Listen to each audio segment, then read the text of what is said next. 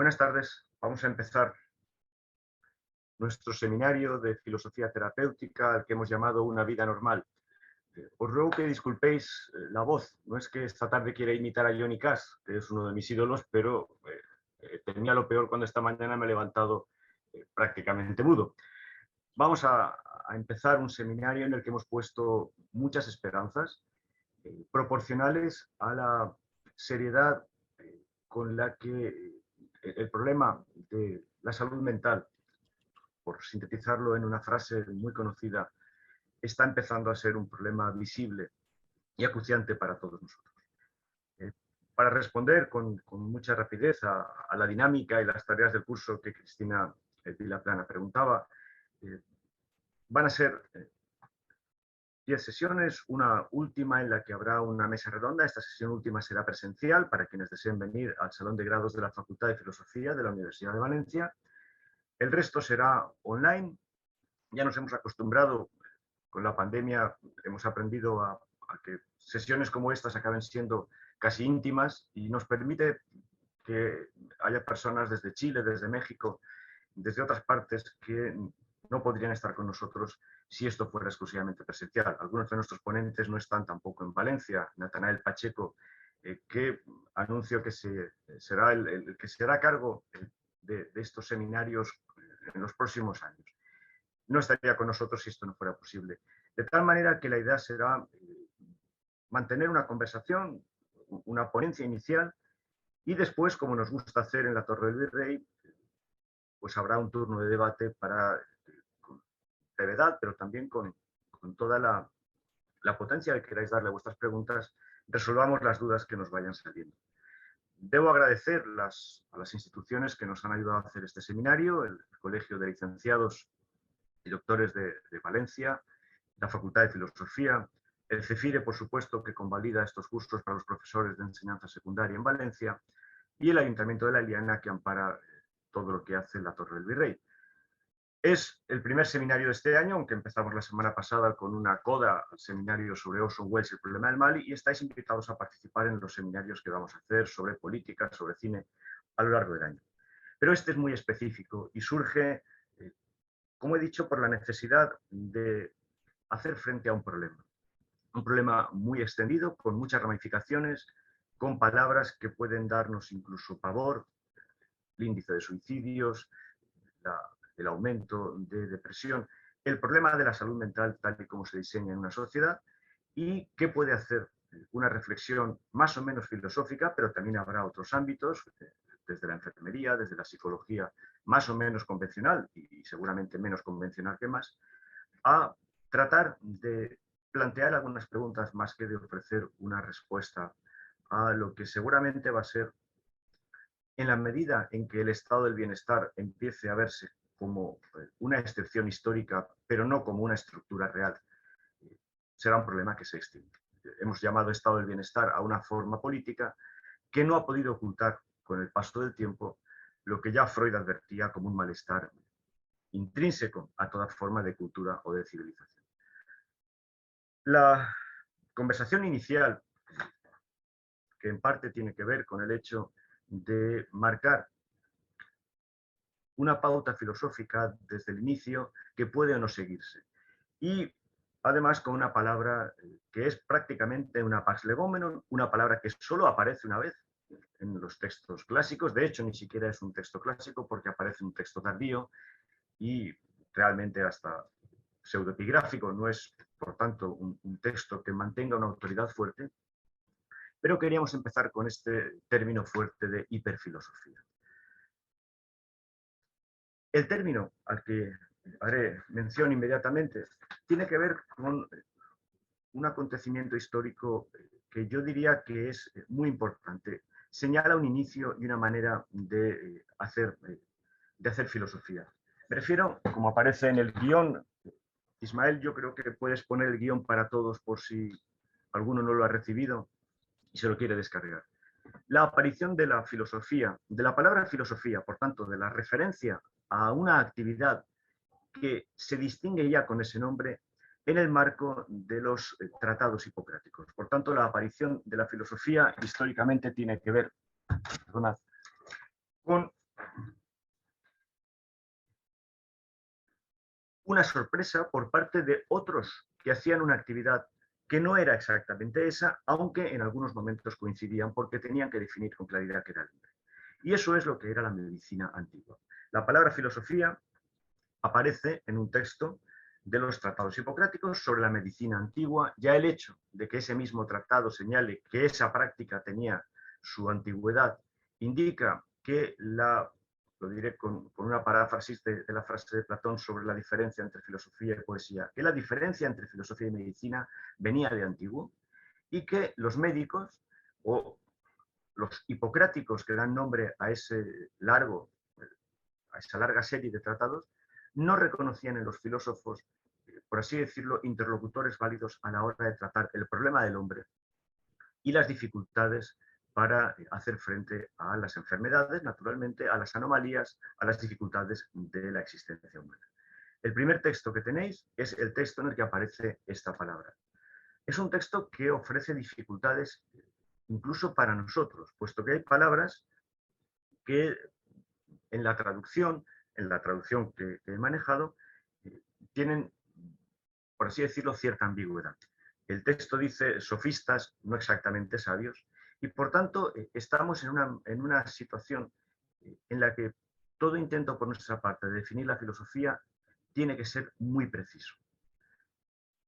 En este seminario no tendría ningún sentido tratar de plantear cuál es la aportación de la filosofía si no tuviéramos una idea clara de qué significa hacer filosofía. De tal manera que el rechazo, puesto que el texto manifiesta un rechazo de los médicos a los filósofos, vayamos a mantenerlo con la idea de que ese rechazo nos ayude a definir muy bien qué hace un filósofo. Muchos de vosotros os dedicáis a la filosofía como profesores, o nos dedicamos a la filosofía como profesores, pero no todos. Hay personas que vienen de otros ámbitos. Y por tanto, aún hoy, el rechazo a la filosofía, que yo diría que es un rechazo propio de toda forma cultural o de toda civilización, y sin entender esto es muy difícil que yo esta tarde pueda dar una definición precisa de lo que creo que es la filosofía. Creo que la filosofía no es aceptada nunca en ningún marco institucional en particular, pero tampoco por ninguna cultura o civilización, ni siquiera la propia cultura o civilización griega. Sin este paso es muy difícil para mí explicarme lo que es la filosofía y lo que puede hacer la filosofía, precisamente por la extrañeza que suscita, por la diferencia que suscita respecto a otras prácticas, es por lo que creo que la filosofía es probablemente una reserva potencial para hacer frente a problemas que ninguna cultura y ninguna civilización ha usado, por así decirlo, hasta las últimas consecuencias. Ni siquiera en la actualidad, o casi podríamos decir que en la actualidad menos que en ninguna otra época. El texto donde aparece la palabra hiperfilosofía, que es una palabra exagerada, es el texto que tenéis como número 2 en el guión. Es un texto, yo he consultado a varios amigos filólogos, uno de ellos está con nosotros, mi maestro Juan José Tejero, y ambos estamos de acuerdo en que no es un texto ni fácil de traducir ni fácil de entender. Primero porque la palabra hiperfilosofía, ahí como verbo, no aparece en los diccionarios de griego, es un término que no aparece en ninguna otra parte, pero el texto lo menciona. Es el texto de, por así decirlo, una continuación de los tratados hipocráticos, lo que se llama el pseudo-hipócrates. Fundamentalmente una serie de cartas, y en una de ellas, digamos, la más potente del corpus de las cartas del pseudo-Hipócrates, aparece este término que, si lo veis por las negritas que he puesto en el texto griego y por las traducciones llenas de corchetes para indicar mis dificultades a la hora de entender este texto, hace juego con la expresión hiperfronee, que esta sí aparece en los diccionarios, con un sentido ambiguo. El sentido de una superioridad que desdeña las cosas, pero también un sentido positivo de, como hemos traducido ahí, tener una hipersensatez. ¿Qué es lo que puede ser la hiperfilosofía o la hipersensatez? Si leemos el texto con todas las cautelas, podría decir algo así. El contexto es una visita de Hipócrates, naturalmente, no el auténtico Hipócrates, a Abdera, porque los abderitas están preocupados porque Demócrito se ha vuelto loco o manifiesta una conducta que es, por así decirlo, contraria a toda forma de convivencia. Prácticamente se ha aislado y con esto se está diseñando ya una de las claves con las que se ha, por así decirlo, definido la filosofía, algo que está aparte de la ciudad o de la sociedad.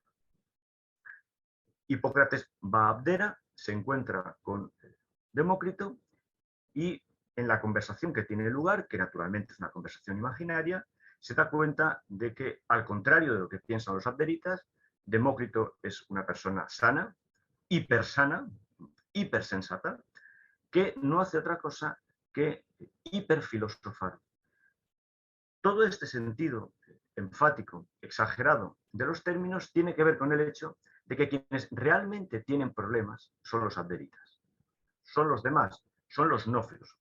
Si lo leemos con cautela, como tú y yo, yo es Hipócrates, suponíamos, Damagesto, Demócrito no estaba loco, sino que era muy sensato, o literalmente hipersensato, en todas las cosas, aunque la traducción también podría ser despreciaba todas las cosas, en el sentido de mantenerse en una superioridad que le hacía ser desdeñoso con cualquier otra cosa que no fuera lo que él mismo mantenía en sus razonamientos, y nos hizo sensatos. Pero aquí es donde viene la inflexión de la frase que me hace pensar que ni hiperfroneo, ni por supuesto hiperfilosofía, son términos que nos hablen de un desdén de la filosofía hacia la ciudad, sino justo lo contrario.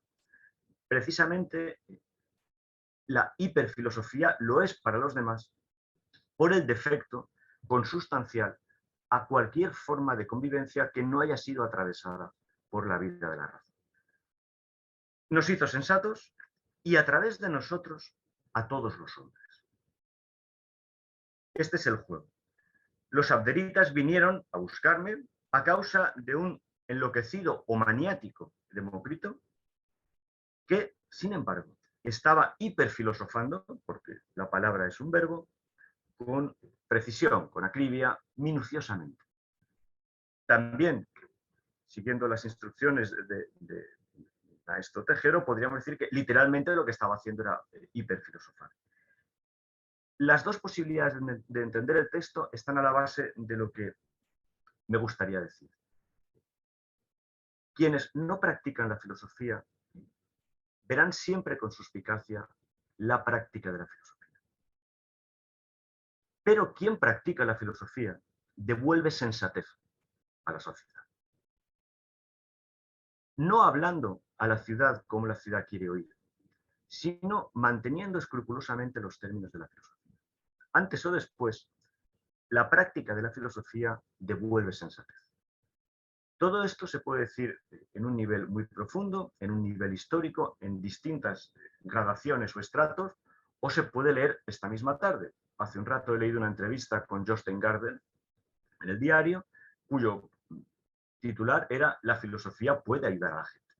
Bueno, creo que la entrevista no era demasiado profunda y supongo que el libro de Gardner tampoco lo será, pero la idea sí que lo es. La idea es que efectivamente la filosofía está en condiciones de prestar una ayuda sustancial a la ciudad. Creo que ese es el sentido que durante muchos años, en muchos seminarios, especialmente los que hemos dedicado y los que estamos dedicando a leer a Platón, hemos descubierto que es precisamente la obligatoriedad platónica de bajar a la caverna.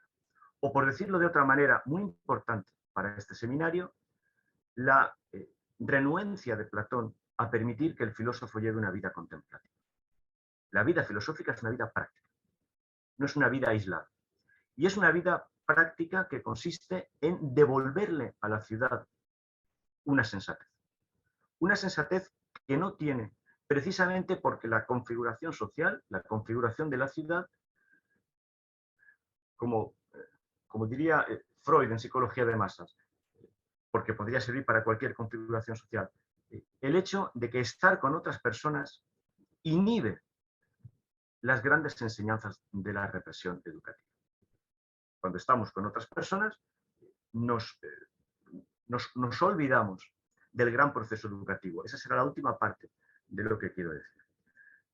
Que la palabra sea, creo, me corregirán los filólogos que están con nosotros, que hay varios y muy buenos, una pax legomeno, que además no aparezca en los textos clásicos, aparece en un texto tardío, de época imperial, no es un texto clásico, aparece muy tarde, se ve por el hecho de que la única otra mención que yo he podido encontrar, con ayuda de mis amigos filólogos, de la expresión hiperfilosofía, aunque separado y por tanto no formando la misma palabra, pero esta expresión hiperfilosofías está en otro texto tardío realmente interesante para buena parte de lo que quiero decir.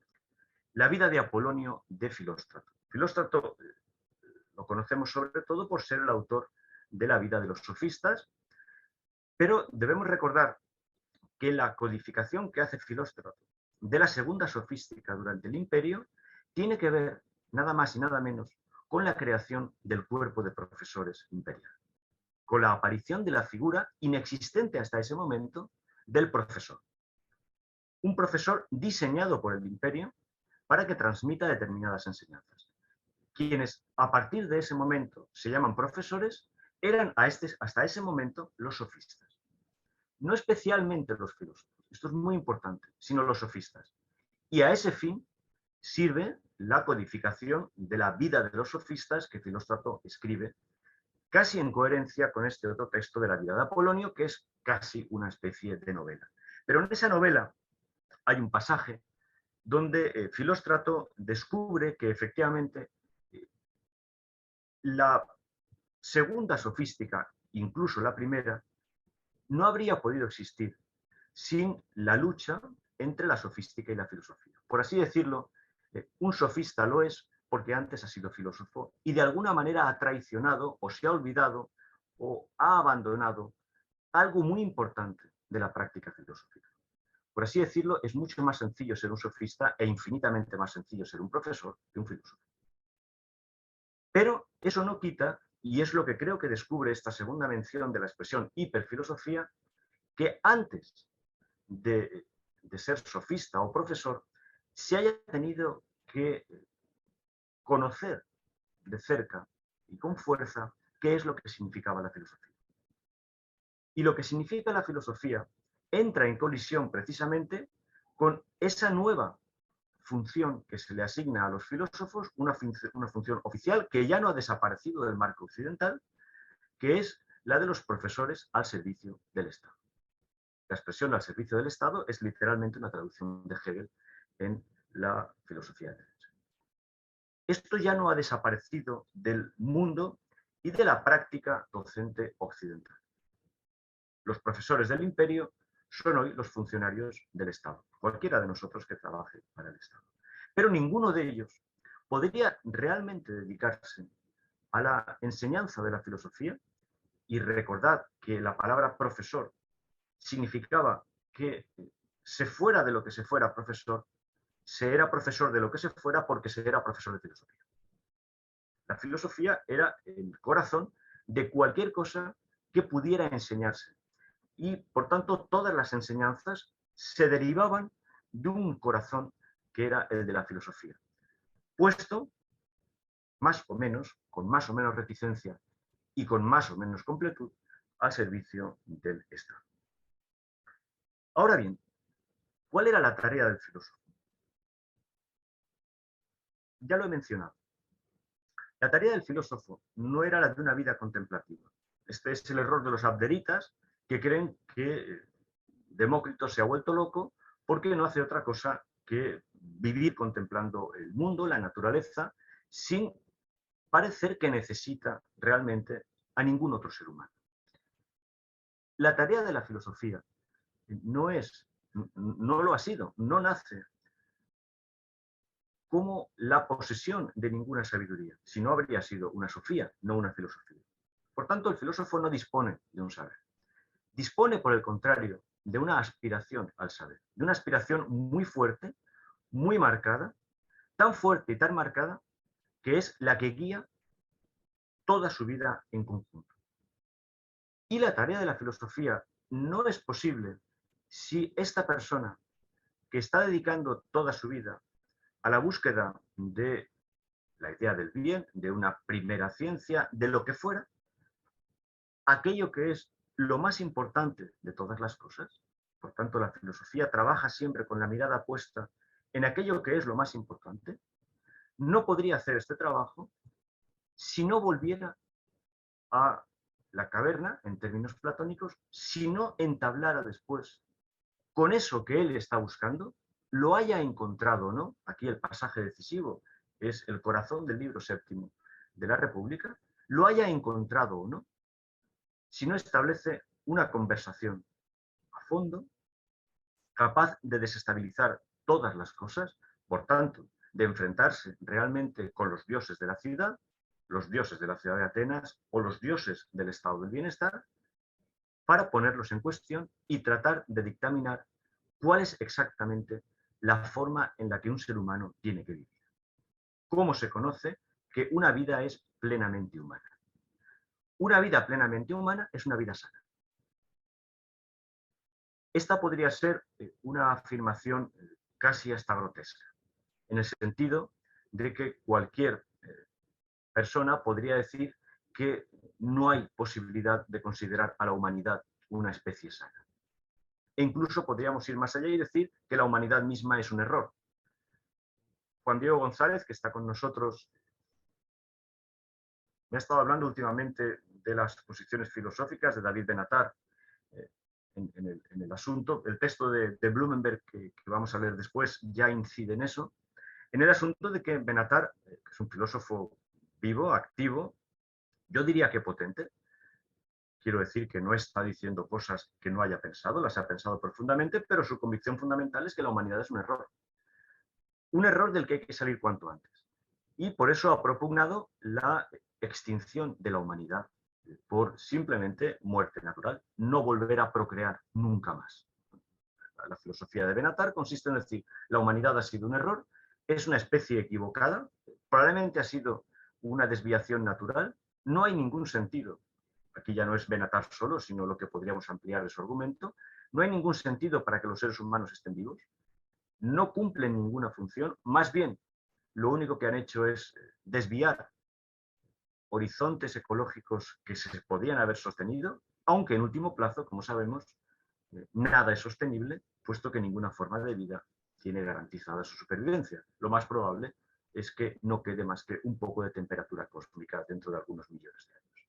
Pero dentro de ese panorama cósmico verdaderamente desolador, el ser humano es un error. Mi posición, y yo creo que la posición filosófica, es que el ser humano no es un error.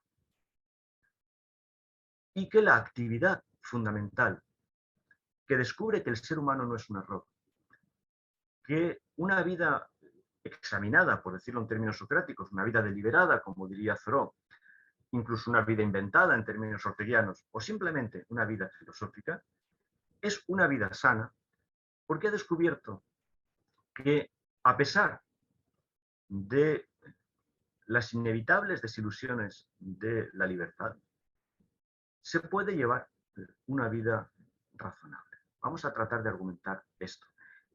Es lo que creo que la filosofía puede aportar en un momento en que, como es obvio, ninguna de las grandes estructuras de sentido que teníamos a nuestra disposición está en pie. Creo que cualquiera de nosotros podría decir, salvo que efectivamente disponga, como algunos de nosotros esta tarde, de una fe respecto a alguna de esas instituciones, que no serían humanas por otra parte, sino que serían naturalmente diseñadas por una revelación divina, pero salvo quien mantenga esta fe, todos estaríamos de acuerdo en que casi todo lo que nos rodea es simplemente una superstición. Algo que se mantiene porque se mantenía y porque todavía no queda claro que podamos encontrarle un sustituto. En términos que voy afinando con la lectura de Edward Gibbon, porque creo que es una lectura histórica que debo hacer, diría que vivimos en una época de imitaciones. No creo que sea posible para nosotros decir que ninguna de nuestras formas políticas, sociales, económicas, religiosas, a mi modo de ver, pero no al modo de todos, incluso nuestras formas de vida íntima, nuestras formas de enamorarnos, nuestras formas de mantener relaciones con otros seres humanos, la amistad misma, todo es una superstición y una imitación de una originalidad para la que no tenemos un acceso claro. En cualquier caso, en esas épocas de crisis miramos alrededor buscando una orientación y es obvio que no podemos encontrar una orientación, a mi modo de ver, donde el panorama sea, y hemos de ser lúcidos al respecto, el de una mera superstición. El Estado es una imitación o una superstición, lo es en grado superlativo el estado del bienestar, con toda claridad. No podríamos decir cuál sería su original, probablemente la ciudad de los cerdos platónica, pero en cualquier caso, todo funciona por el hecho de que ya funciona.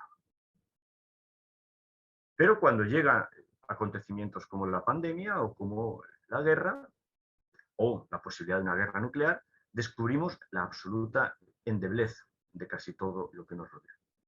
Aunque eso no fuera así, aunque hubiéramos conseguido que efectivamente la libertad fuera el paradigma de nuestra época, tendríamos que descubrir que la libertad humana es una libertad condicional.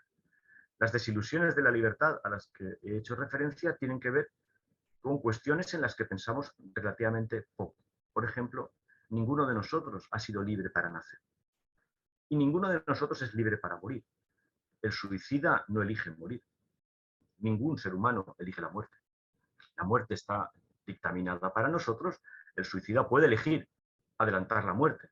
En términos militares, el suicida podría ser incluso un quinta columnista o alguien que está aliado con el enemigo.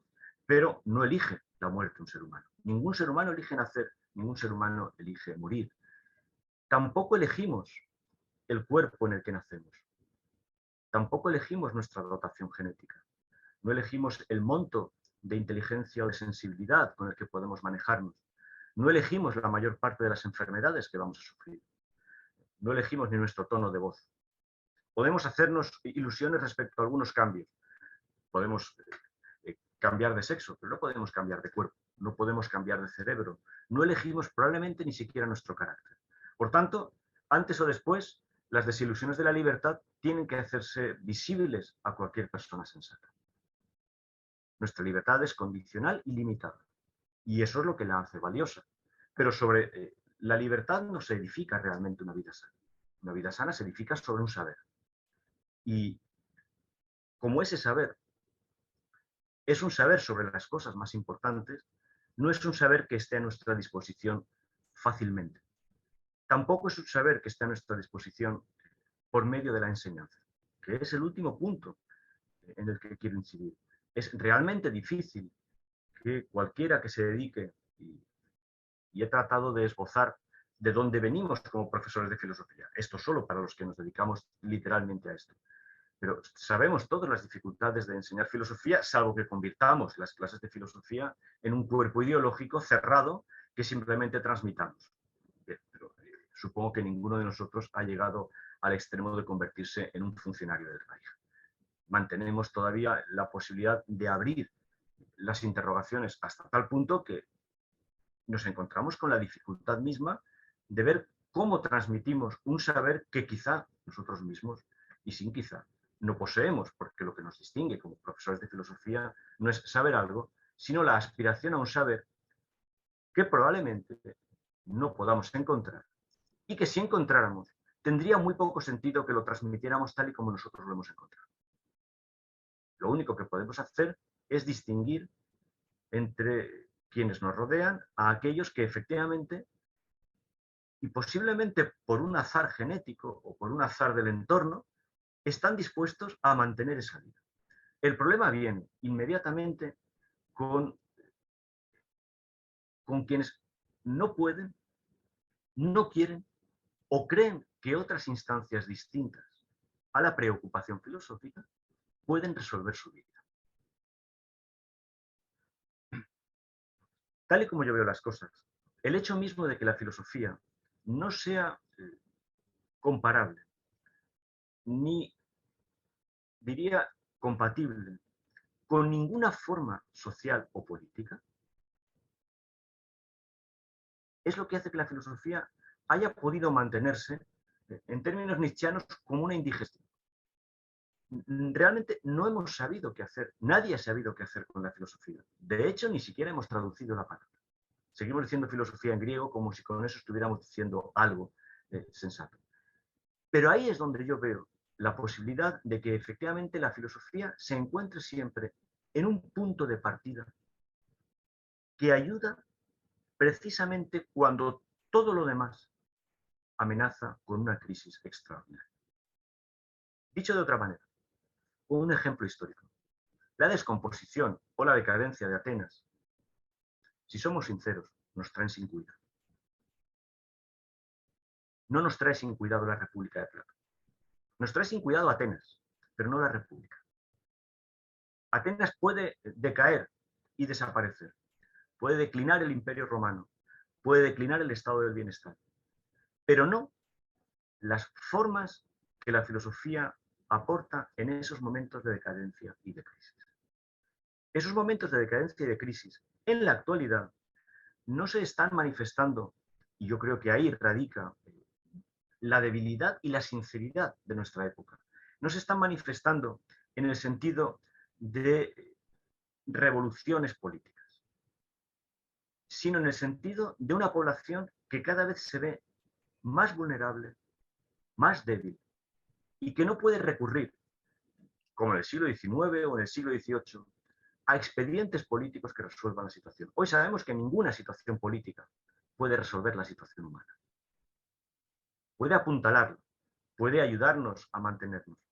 Pero el problema humano, lo que Blumenberg llama en su obra póstuma Descripción del ser humano, un libro insondable, como todos los de Blumenberg, pero quizá en un grado superior, lo que Blumenberg llama la necesidad de consuelo del ser humano y la imposibilidad de consuelo del ser humano.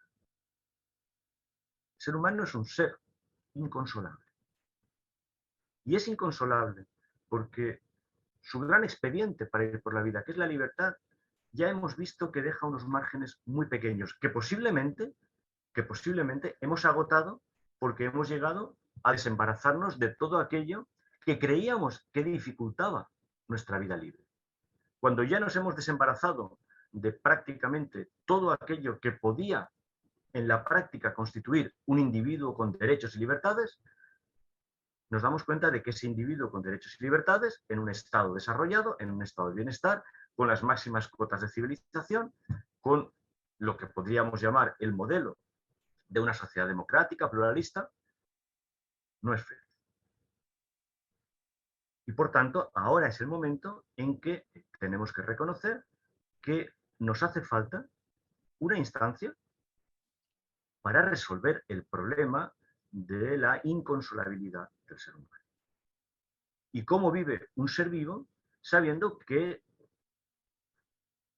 su vida está desde el primer momento marcada a fuego, a hierro, inexorablemente, por unas condiciones que nadie en su sano juicio aceptaría si nos dieran a elegir vivir con esas condiciones. Creo que buena parte de las conversaciones que he mantenido con Juan Diego González a propósito de Benatar, pero también a propósito de varias lecturas sobre el problema del mal y de la teodicea, tienen que ver con esto. Si naciéramos como seres racionales con los que se pudiera mantener una conversación y nos expusieran cuáles son las condiciones en las que vamos a vivir, creo que no todo el mundo estaría dispuesto a aceptar las condiciones en las que tenemos que vivir, ahondando, por supuesto, que viviéramos en un país desarrollado, occidental, con acceso a todas las cosas y que efectivamente no se tratara para nosotros de la lucha salvaje por la supervivencia. No, aun garantizándonos un estatus de vida, una calidad de vida, como de una manera verdaderamente eufemística hemos estado hablando en los últimos años, es muy discutible que la mayor parte de la población aceptara vivir. Porque eso significaría aceptar la enfermedad, el fracaso y finalmente el gran asunto que es la muerte. Y eso está delante de nosotros y es lo que creo que ahora, en nuestra época, es más visible de lo que lo ha sido nunca. Posiblemente vivimos en la época más liberal de la historia de la humanidad, en algunas partes, naturalmente, del planeta. Pero las otras partes del planeta llegarán a donde han llegado estas partes liberadas. No es posible otra dirección de la historia. Creo que no es posible otra dirección de la historia.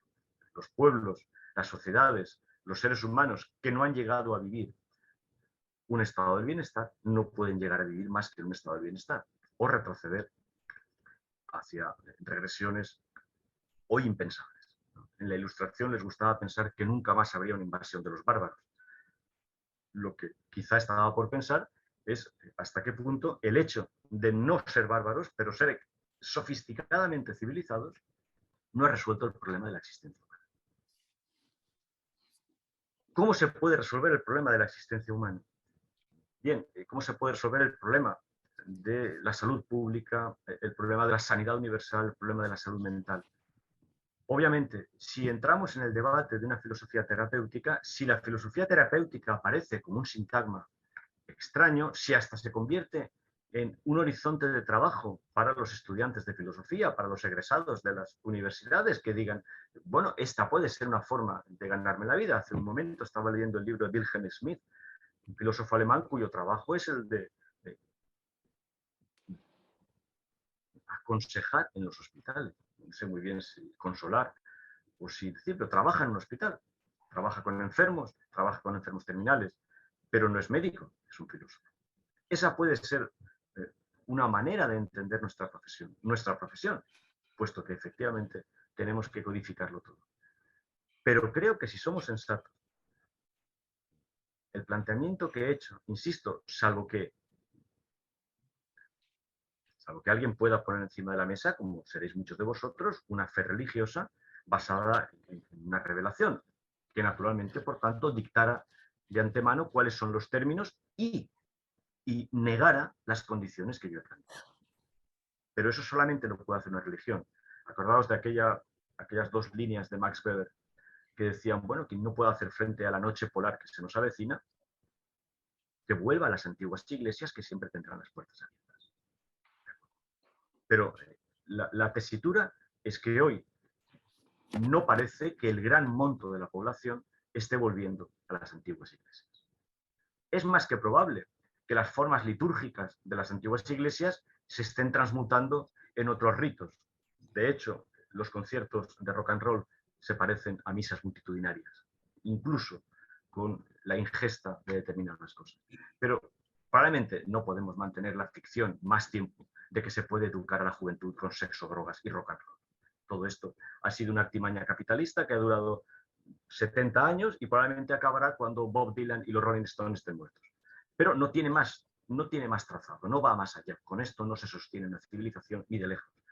Tendremos que empezar a ver, supongo que dentro de 100 años o 250 años, en qué ha consistido mantener drogada a la población joven durante 70 años y cuáles son las consecuencias de esto.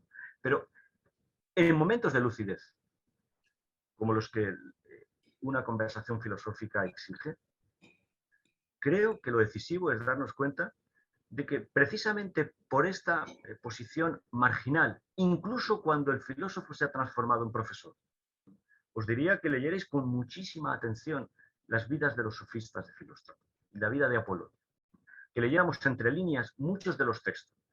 Veríamos que efectivamente la única opción para una vida sana es reconocer que una vida sana no se basa en la libertad, sino en la búsqueda de un saber sobre las cosas más importantes, que no tiene por qué coincidir con la consecución de un saber sobre las cosas más importantes.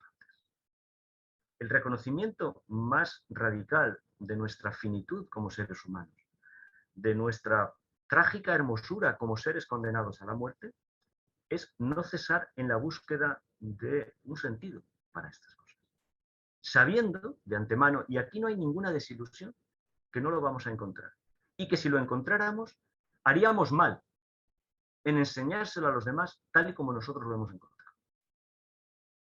Lo cual inevitablemente lleva a la necesidad de mantener una conversación que haga frente al relativismo potencial de concederle a 7.000 millones de seres humanos la posibilidad de que cada uno de ellos encuentre una respuesta a lo que estamos buscando.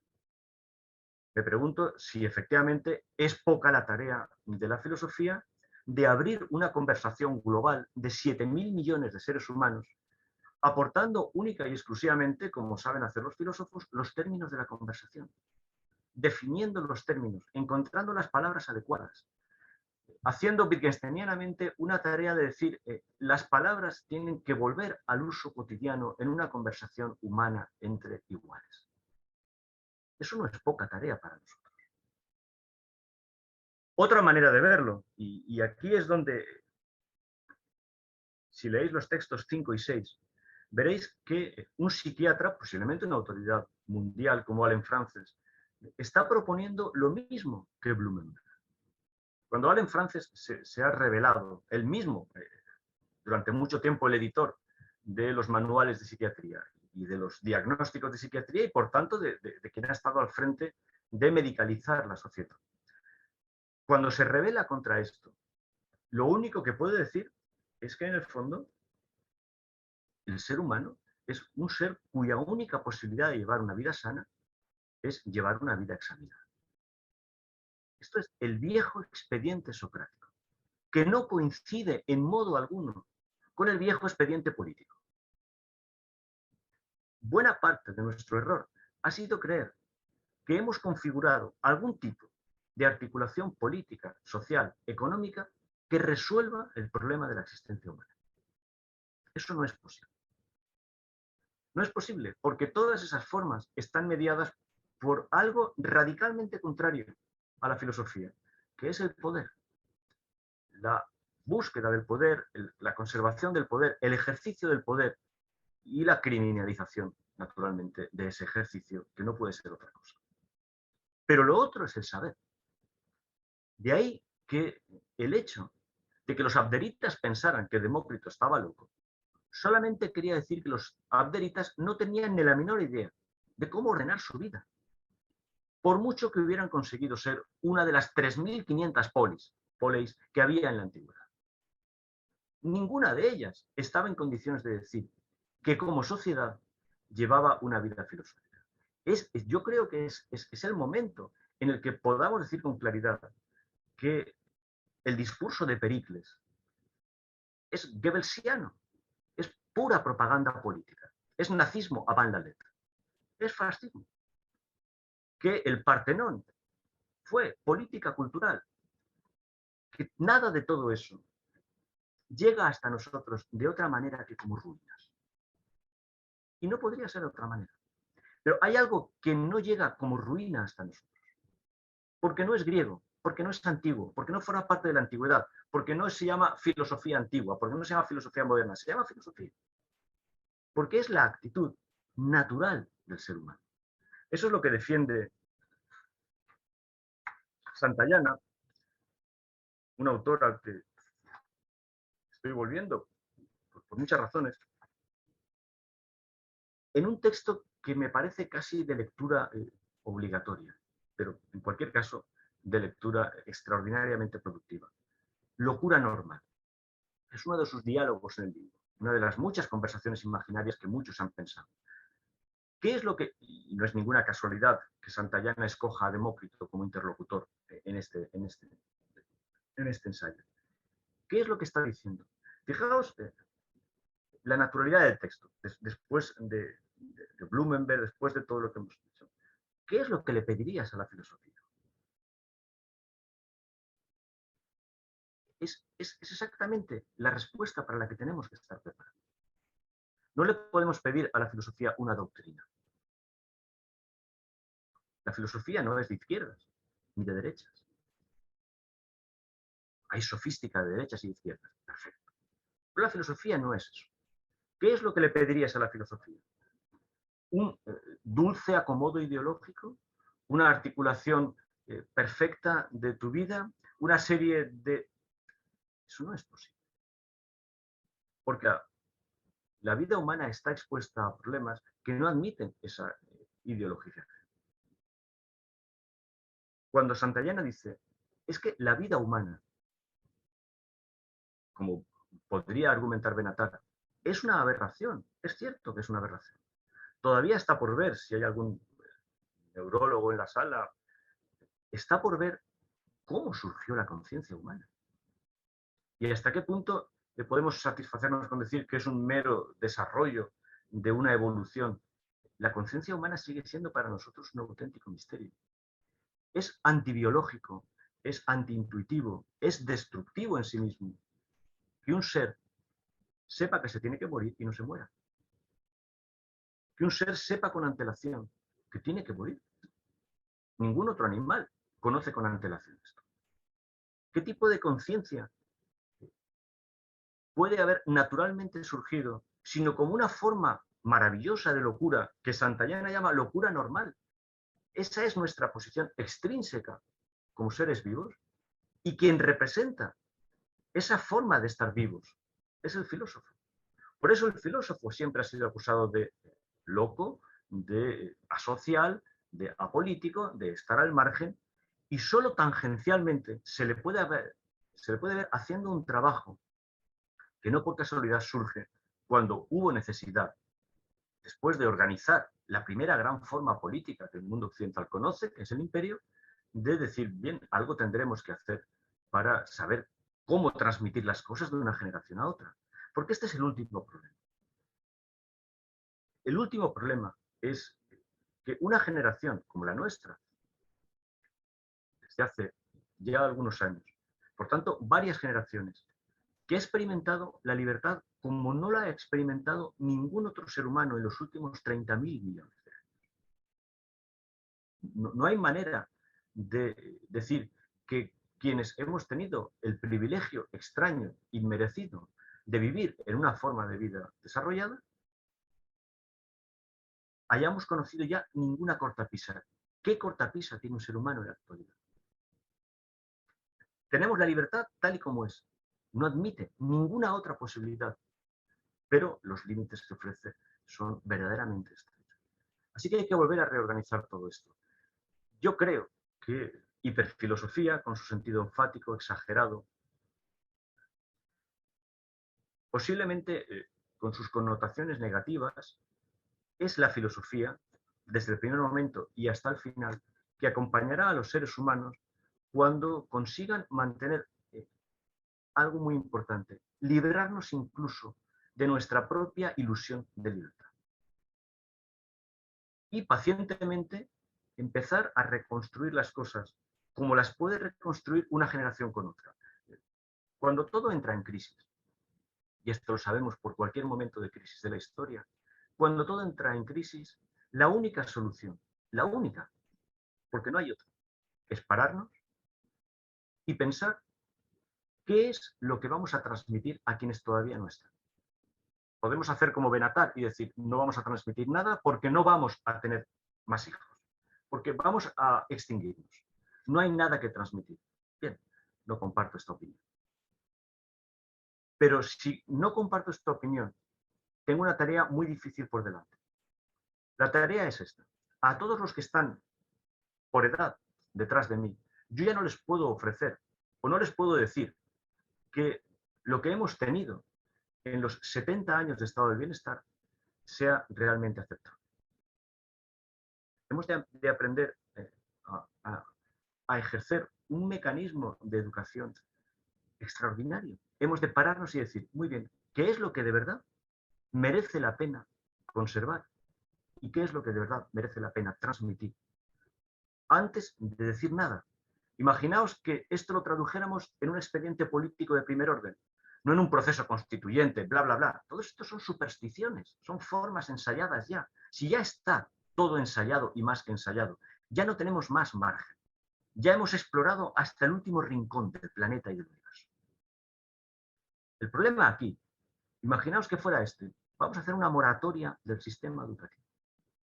Vamos a parar, vamos a cerrar los institutos, vamos a cerrar los colegios. Vamos a darnos un tiempo para pensar qué es lo que queremos conservar. Si es que queremos conservar algo, si es que queremos seguir leyendo, si es que queremos conservar a Platón o a Cervantes. Y durante ese tiempo, esa moratoria extraordinaria, vamos a pensar exactamente qué es lo que queremos conservar y transmitir. Si hiciéramos eso, la crisis desaparecería. Porque la parte que hay en el ser humano que necesariamente tiene que mirar hacia atrás, porque tenemos un pasado, porque ninguno de nosotros puede vivir como si hubiera nacido cada mañana. La parte que querríamos conservar, estas bibliotecas que todos orgullosamente ponemos detrás de nosotros cuando aparecemos en los webinars, ¿verdad? Para decir, mira cuántos libros he leído, yo estoy al cargo, puedo leer en griego. No, no. Hemos de pensar todas estas cosas. Hemos de pensar realmente cuántos de estos libros queremos conservar. ¿Cuántos de los saberes, de las epistemae, queremos tener todavía a nuestra disposición? Y después, encontrar la fórmula adecuada de transmitirlos. Saber exactamente qué es lo que le queremos decir a una persona más joven que nosotros cuando le digamos, mira, te voy a enseñar esto, aquello o lo de más allá. Porque he puesto la filosofía donde siempre está, en el punto de partida. La filosofía nunca puede estar en un punto de llegada, ni siquiera está en un punto medio. Finalmente, la filosofía, y valga la expresión, es un punto de partida permanente. Creo que esta es la visión para lograr una especie de salud. Estamos viviendo un momento de ansiedad. Freud lo llama ya en 1927 angustia social, social angst. No estamos descubriendo nada nuevo. Si uno lee La psicología de las masas o El porvenir de la ilusión de Freud, parece el periódico de esta mañana. ¿Eso qué quiere decir? Que necesariamente no se va a hacer una moratoria del sistema educativo, como es natural. Lo que tenemos es una ley de educación peor que la que teníamos antes. Peor en el sentido de que en ningún momento en esa articulación legislativa alguien se ha parado a pensar qué es lo que queremos hacer, qué es lo que queremos conservar y qué es lo que queremos transmitir. Y cómo lo queremos hacer, y en qué lengua, y con qué formas, y con qué sentimiento de autoridad mientras estamos transmitiéndolo, hasta que la otra persona decida por sí misma si lo conserva o no. Este es el momento en que el único punto sólido, el único punto en el que podemos apoyarnos es el punto de partida. Y ninguna otra actividad humana, ninguna otra actividad humana sabe estar en el punto de partida como lo sabe hacer la filosofía. Ninguna. Por supuesto, no la tradición. La filosofía no es tradicional, no hay tradición filosófica. La filosofía es la negación permanente de toda tradición. Por tanto, la filosofía no es tradicionalista, ni conservadora, ni de derechas, ni de izquierdas. Nosotros estamos, como filósofos, obligados a no abandonar un punto de partida tremendamente exigente. Ese punto de partida, por parafrasear y acabar, porque como sabéis lo que nos gusta es un buen debate ahora, haría que fuéramos sensatos y a través de nosotros fueran sensatos. Y fijaos que la expresión es una expresión que los griegos acuñaron muy pronto, todos los seres humanos. Ese es el sentido, es la frase que queda entre hiperfroneo e hiperfilosofía, que indica con claridad que ese texto se escribió con mucho cuidado, como toda la literatura pseudoepigráfica, por otra parte, que es un género muy peculiar, con reglas muy peculiares y que se lee poquísimo. Lo que está diciendo es, efectivamente, si estamos ahí, si Hipócrates conversa con Demócrito, Demócrito devuelve a Hipócrates al punto de partida. Lo vuelve sensato y a través de la sensatez de Hipócrates vuelve sensatos a todos los hombres. Bien, esto es lo que quería comentaros esta tarde. Tenemos un rato por delante para conversar. Muchísimas gracias por la atención y por la paciencia con la que me habéis escuchado. Por la pregunta que veo, el profesor es Wilhelm Schmid, pero con D final. S-C-H-M-I-D, Wilhelm Schmid. Y hay un librito suyo muy bonito en la editorial Pretextos que se llama La felicidad, publicado hace algunos años. Creo que se han publicado algunas otras cosas suyas. Este librito es una pequeña delicia. Un librito muy breve. Trabaja como asesor en hospitales alemanes, o trabajaba como asesor en hospitales alemanes, por ver la pregunta que había aquí.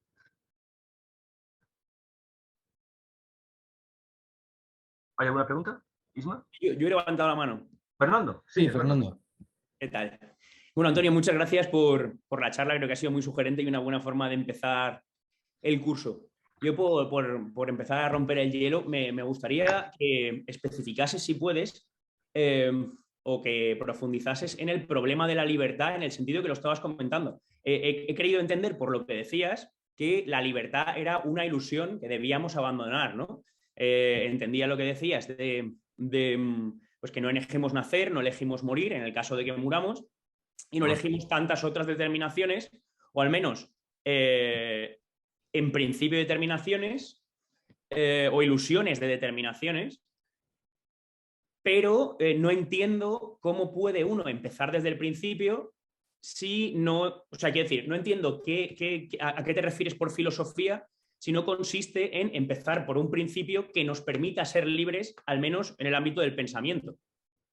Es decir, sin libertad de pensamiento no entiendo cuál es el objetivo de la filosofía, porque entiendo que el concepto de vida buena ya sería una especie de bajar a la caverna, y bajar a la caverna ya lo hacemos hasta cierto punto sirviendo una especie de superstición, que puede ser la vida en común y con la que estoy de acuerdo.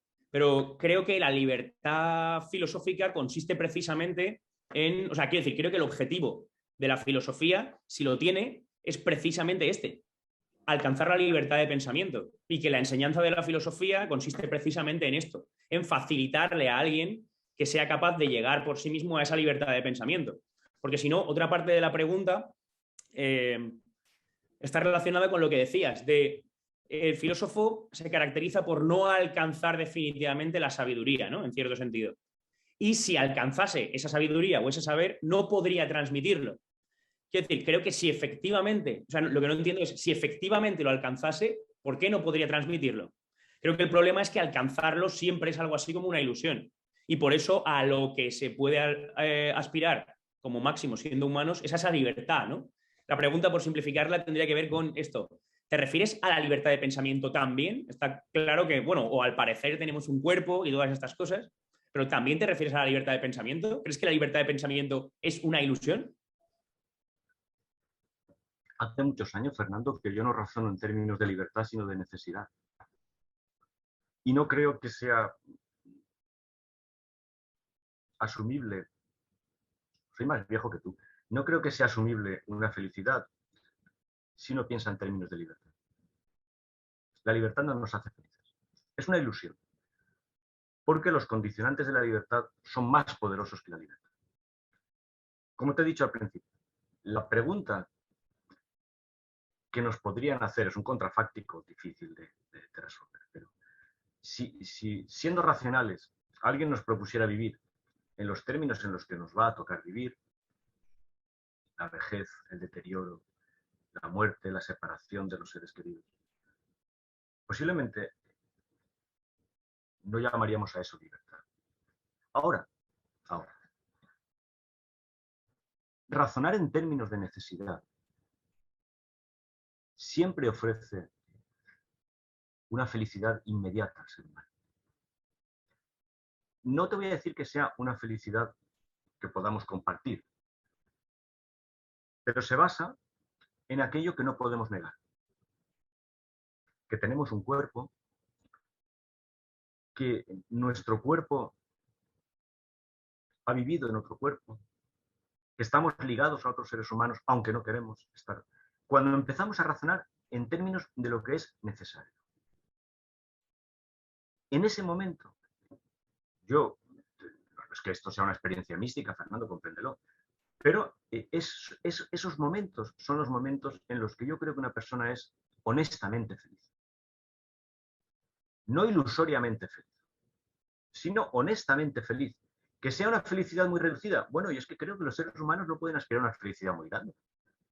¿Por qué? Porque no podemos aspirar a nada grande. Porque somos realmente muy poca cosa. Pero esa poca cosa que somos es tremendamente racional. ¿Para qué se nos ha dado el pensamiento si no es para no olvidarnos en ningún momento de lo que resulta necesario? En los términos maravillosos de la parábola bíblica, ¿no? Nos podemos pasar toda la vida jugando a ser Marta, pero María es la que sabe. Y solo una cosa es necesaria. Y esa cosa que es necesaria exige que dejemos de hacer todas las demás. Todas las demás cosas son las que queremos hacer libremente. Porro unum ex necesario. Es el texto, la Vulgata, ¿no? Solo una cosa es necesaria. Creo que pensar, razonar vivir en términos de necesidad es una ascesis, es un ejercicio de purificación maravilloso. Porque lo otro es siempre pensar en términos de una libertad que no tenemos. Claro que tenemos una libertad política, pero eso no hace felices a las personas. Creo que no hace felices a las personas. Una vez tenemos la libertad política, hemos de empezar a vivir. Obviamente, si no tenemos la libertad política, hay que luchar por una libertad política. Pero si solo tenemos libertad política, con eso no viene inmediatamente de la mano la felicidad. Con eso no viene inmediatamente de la mano el sentido. Ningún acontecimiento político nos ofrece el sentido. Ninguno. Ahora, volver al punto de partida, descubrir qué es necesario en nosotros y hasta qué punto, en muchos aspectos, tú eres más emersoniano ya que yo, es lo que Emerson llama una piadosa recepción, en el sentido en el que ahí no estoy eligiendo qué recibo, estoy aceptando y agradeciendo. Probablemente una persona que piensa en términos de necesidad, que razona en términos de necesidad y que descubre honestamente la pequeña felicidad que le corresponde, es la única persona que está en condiciones de decir gracias. Las personas que piensan en términos de libertad suelen ser desagradecidas.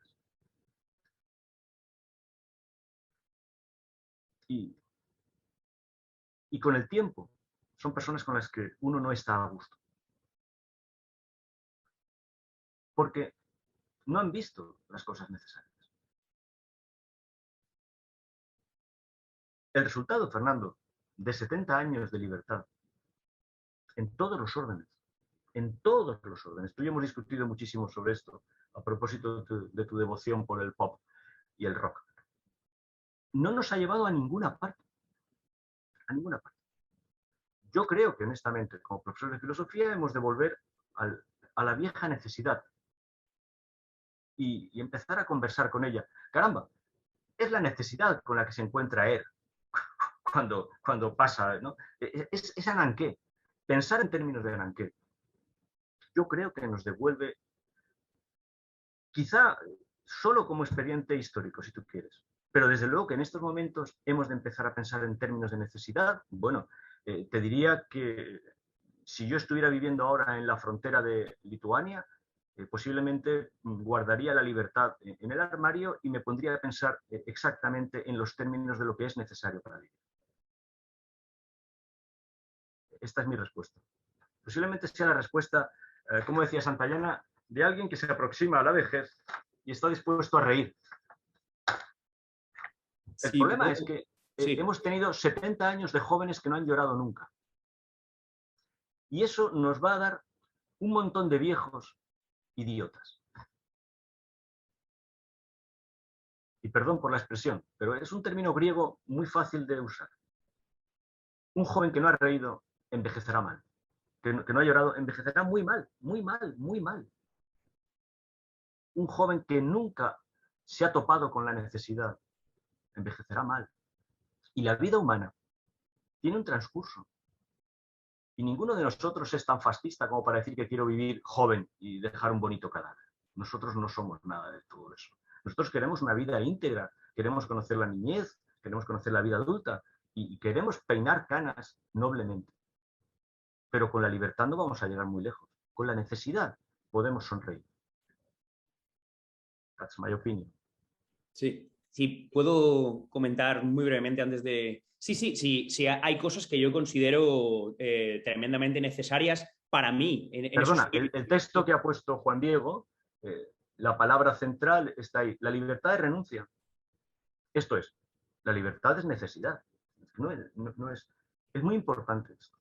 Bueno, eso es, o sea, es lo que entiendo que es lo que dice Leibniz y que puedo estar más o menos de acuerdo. Pero tal como lo veo, quiero decir, yo no digo que la libertad sea lo único que hace falta para sobrevivir. De hecho, por decirlo en términos de Emerson, ya que lo has citado, ¿no? Uno no puede ser filósofo todo el tiempo. Quiero decir, hay cosas que considero necesarias para mí y que hasta cierto punto reconozco como supersticiones porque no puedo universalizarlas. Quiero decir, de las que puede formar parte, pues eso, una voluntad de vivir con otras personas. La considero necesaria para mí.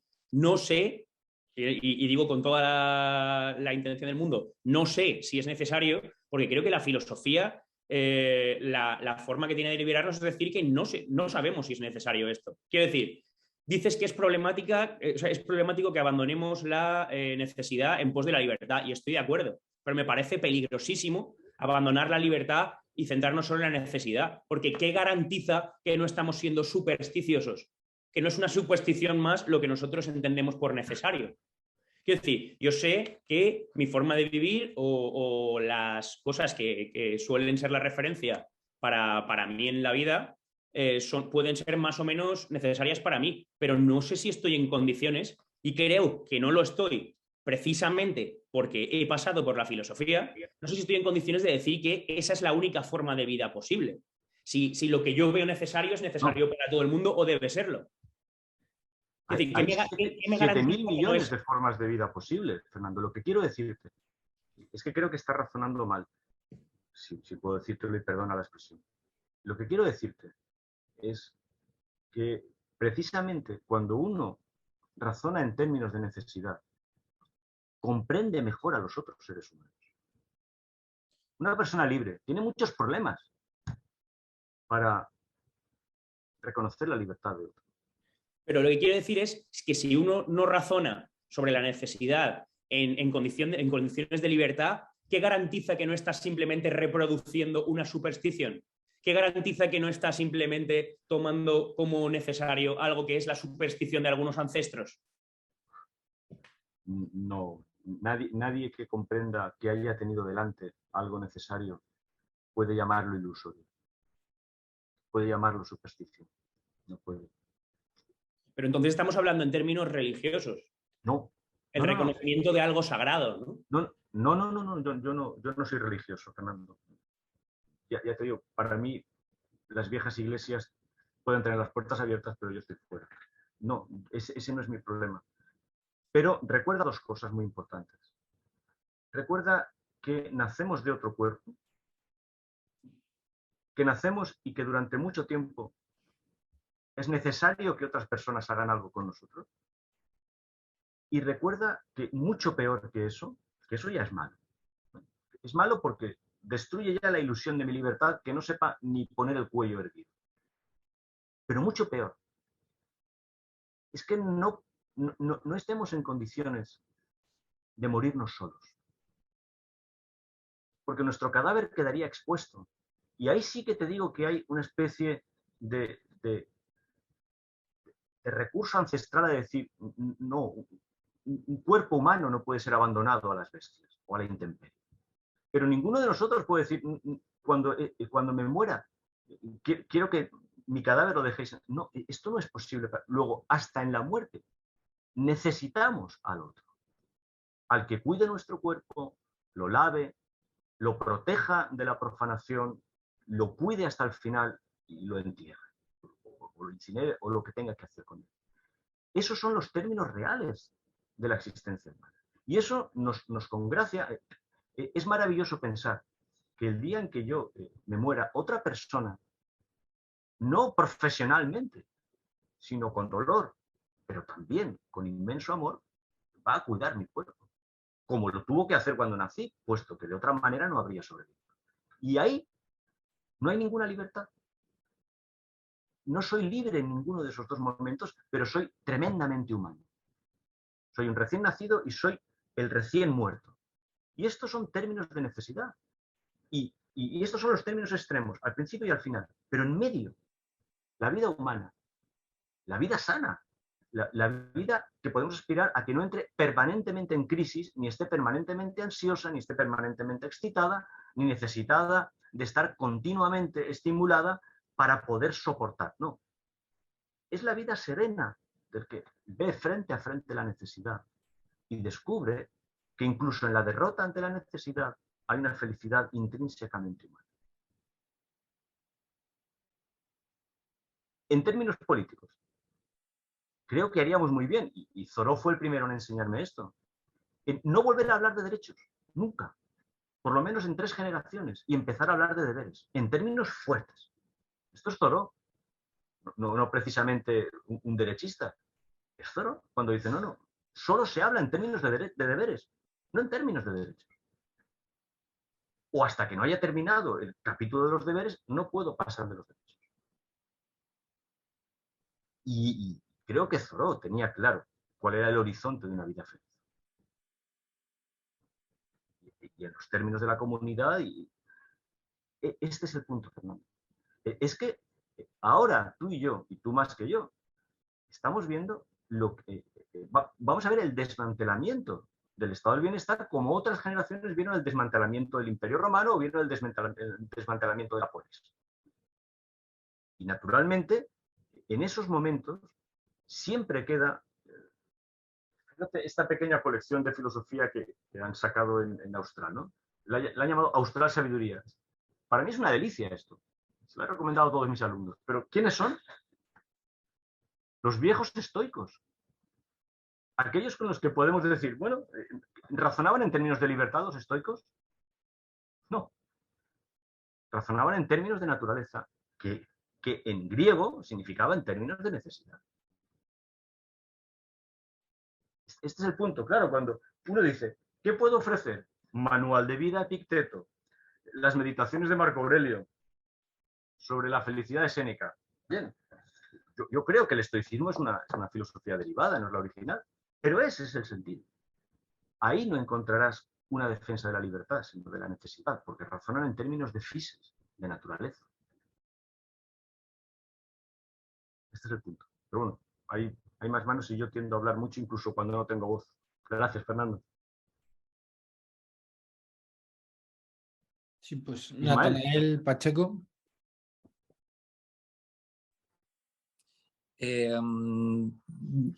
No sé si alguna de las manos levantadas querrían retomar este diálogo, porque yo querría preguntar otra cosa y cambiar de tema, pero si las manos que hay levantadas quieren seguir incidiendo, puedo pasar el turno.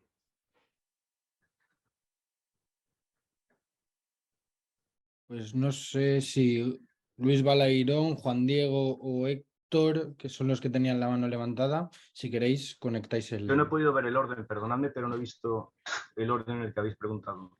Yo el último porque lo acabo de hacer. El orden era Natanael, Héctor Fabián, Juan Diego, Luis Balairón. Pero si a relación de la conversación... Sí, sí, en relación con esto. Pues adelante, para que no pase el tiempo. Que alguien rompa el hielo, no tenemos por qué, es una conversación. Luis, entiendo que tú... Bueno, sí, yo lo que me habéis hecho reflexionar varias veces sobre un conflicto que tenemos cuando hablamos del ser humano, y es que yo creo, o me habéis dado esa pista pensada otras veces, digo, es irreductible cuando hablamos de ser humano como individuo biológico, como cada uno de nosotros, y el ser humano como perteneciente a la humanidad, porque efectivamente la idea de humanidad es una idea real, no es que no exista la humanidad, pero no deja de ser un concepto. Y podemos pensar sobre, iba a decir filosofar, también filosofar, pero sobre el ser humano hay poca discusión. El límite está en mi piel y de ahí para afuera.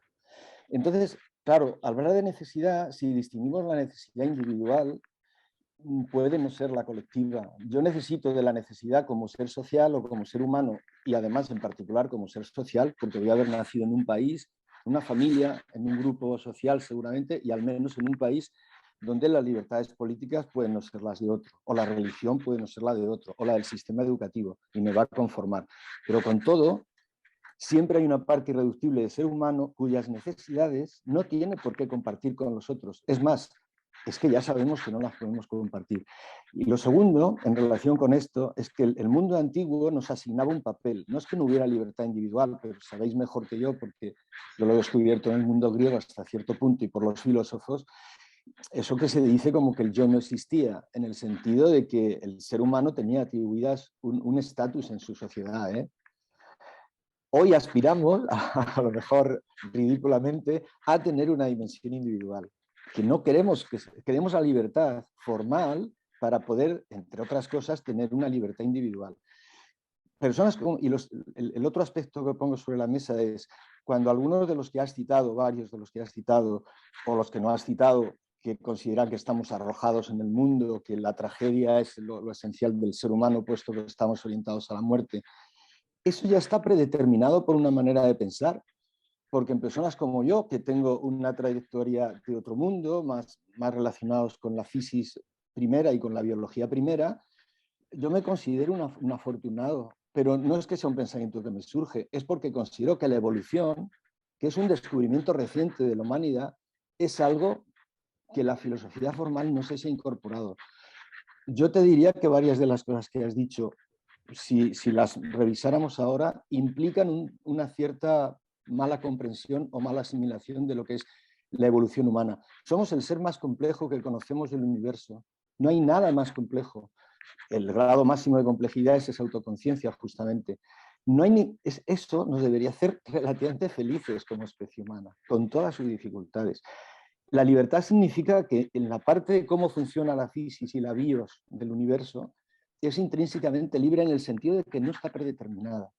No del concepto común de libertad, sino de que no tiene límites. Otra cosa es que otros seres más violentos me impiden hacerlo, pero efectivamente la parte del pensamiento no te la van a encarcelar aunque haya una dictadura terrible, te podrán matar, no te podrán dejar de que tú tengas esa necesidad propia. Pero también hay necesidades que no van a ser compartidas. Yo no creo que sea solo un problema de formación, que a alguien le guste la poesía y a alguien no. O que alguien tenga un concepto de lo amoroso más romántico o más sexual o más idealizado. Vale, tendrá que ver mucho la formación que tenga y el contexto, ya lo sé, pero hay una parte que no es del contexto, que es una elección propia. Y afortunadamente diría, porque sería horrible que todos los seres humanos pensáramos lo mismo en este sentido. Es como la igualdad. Yo quiero ser igual en derechos básicos, y en obligaciones a lo mejor también, pero no quiero ser igual, es que no somos iguales a los demás, es que no hay dos seres iguales. Pero no veo el punto. El punto es que la necesidad, es que es irreductible esta dualidad de ser humano personal y ser humano social. Y como no va a ser nunca reductible, hay una parte que no tiene arreglo.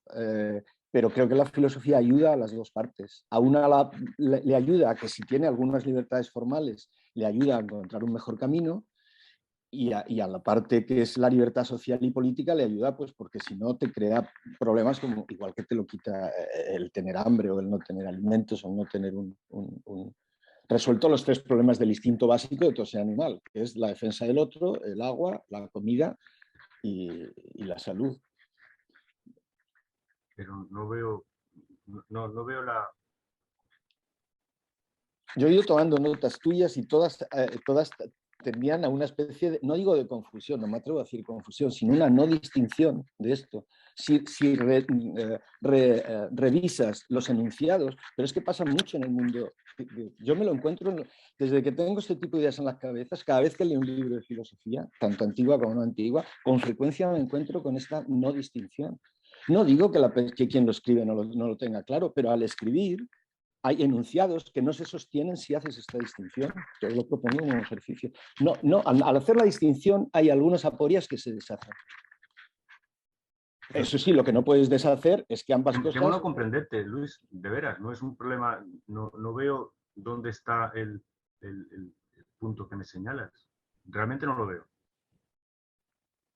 No lo veo. No creo estar confuso, pero es que no te estoy entendiendo. Que a lo mejor haces muy duras, que son muy tajantes sobre la libertad, que si ahora reviso pues, y verías que con esta distinción no puedes hacerlas así de tajantes. Algunas de los filósofos que has citado. Es decir, basta hacer esta distinción para deshacer parte de su negativismo, por ejemplo, de algunos de ellos. Pero, no es que yo esté en contra, sino que... ¿Pero puedes poner un ejemplo de una frase que se desmontaría?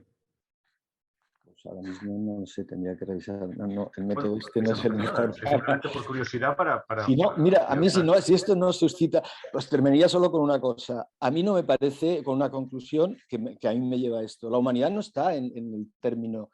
Eso sí coincide con algo que casi has dicho. En realidad yo pienso que estamos en una cierta infancia de la humanidad, porque la inmensa mayoría de la humanidad, hoy por hoy, ni ha asumido planteamientos de la parte científica demostrados, ni ha asumido el planteamiento de que la sociedad nos asigna un papel en el mundo y ese papel no se puede subvertir. La inmensa mayoría, los 9.000 millones, no viven en países donde eso sea cierto.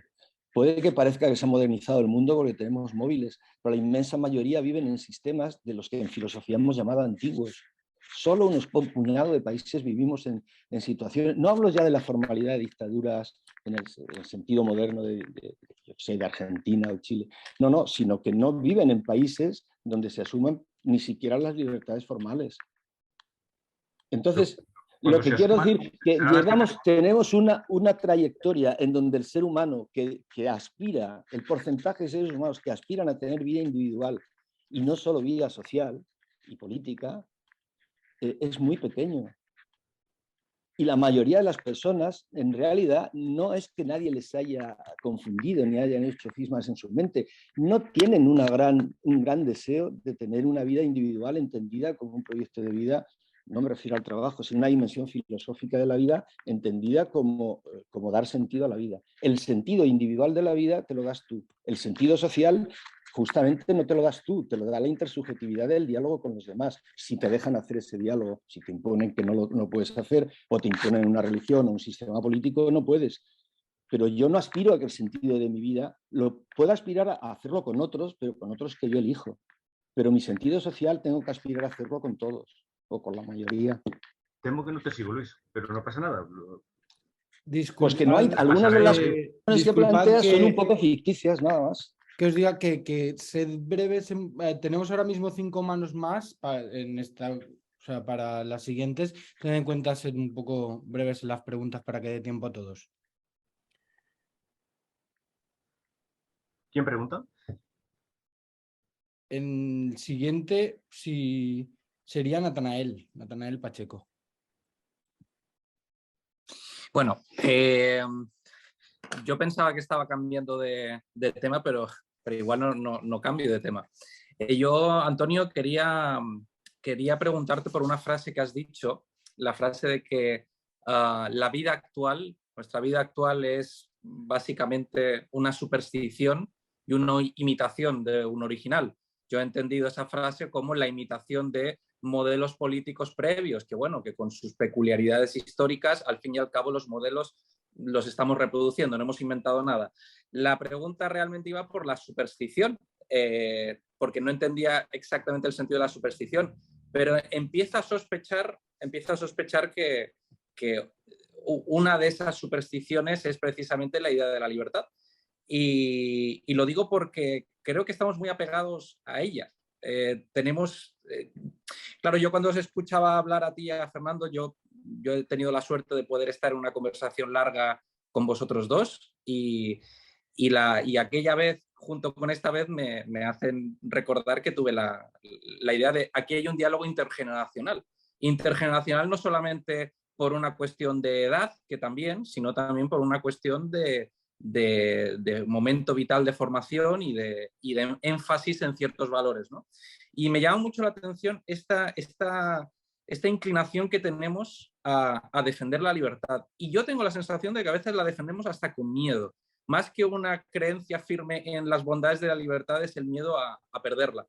Y esto me lleva a la pregunta de si, como decía Fernando, si la finalidad de la filosofía era generar libertad de pensamiento, si la libertad de pensamiento es realmente un fin en sí mismo, o si la libertad política es realmente un fin en sí mismo, y no podía evitar pensar en que, por ejemplo, en los diálogos socráticos, podemos decir que el interlocutor de Sócrates empieza a ser libre, entre comillas, empieza a tener una libertad de pensamiento cuando se ha encontrado en una aporía, cuando se han tumbado sus convicciones. Problema de cuando se tumban las convicciones y uno empieza a ser libre para pensar, pues que hay que pensar, que hay que construir.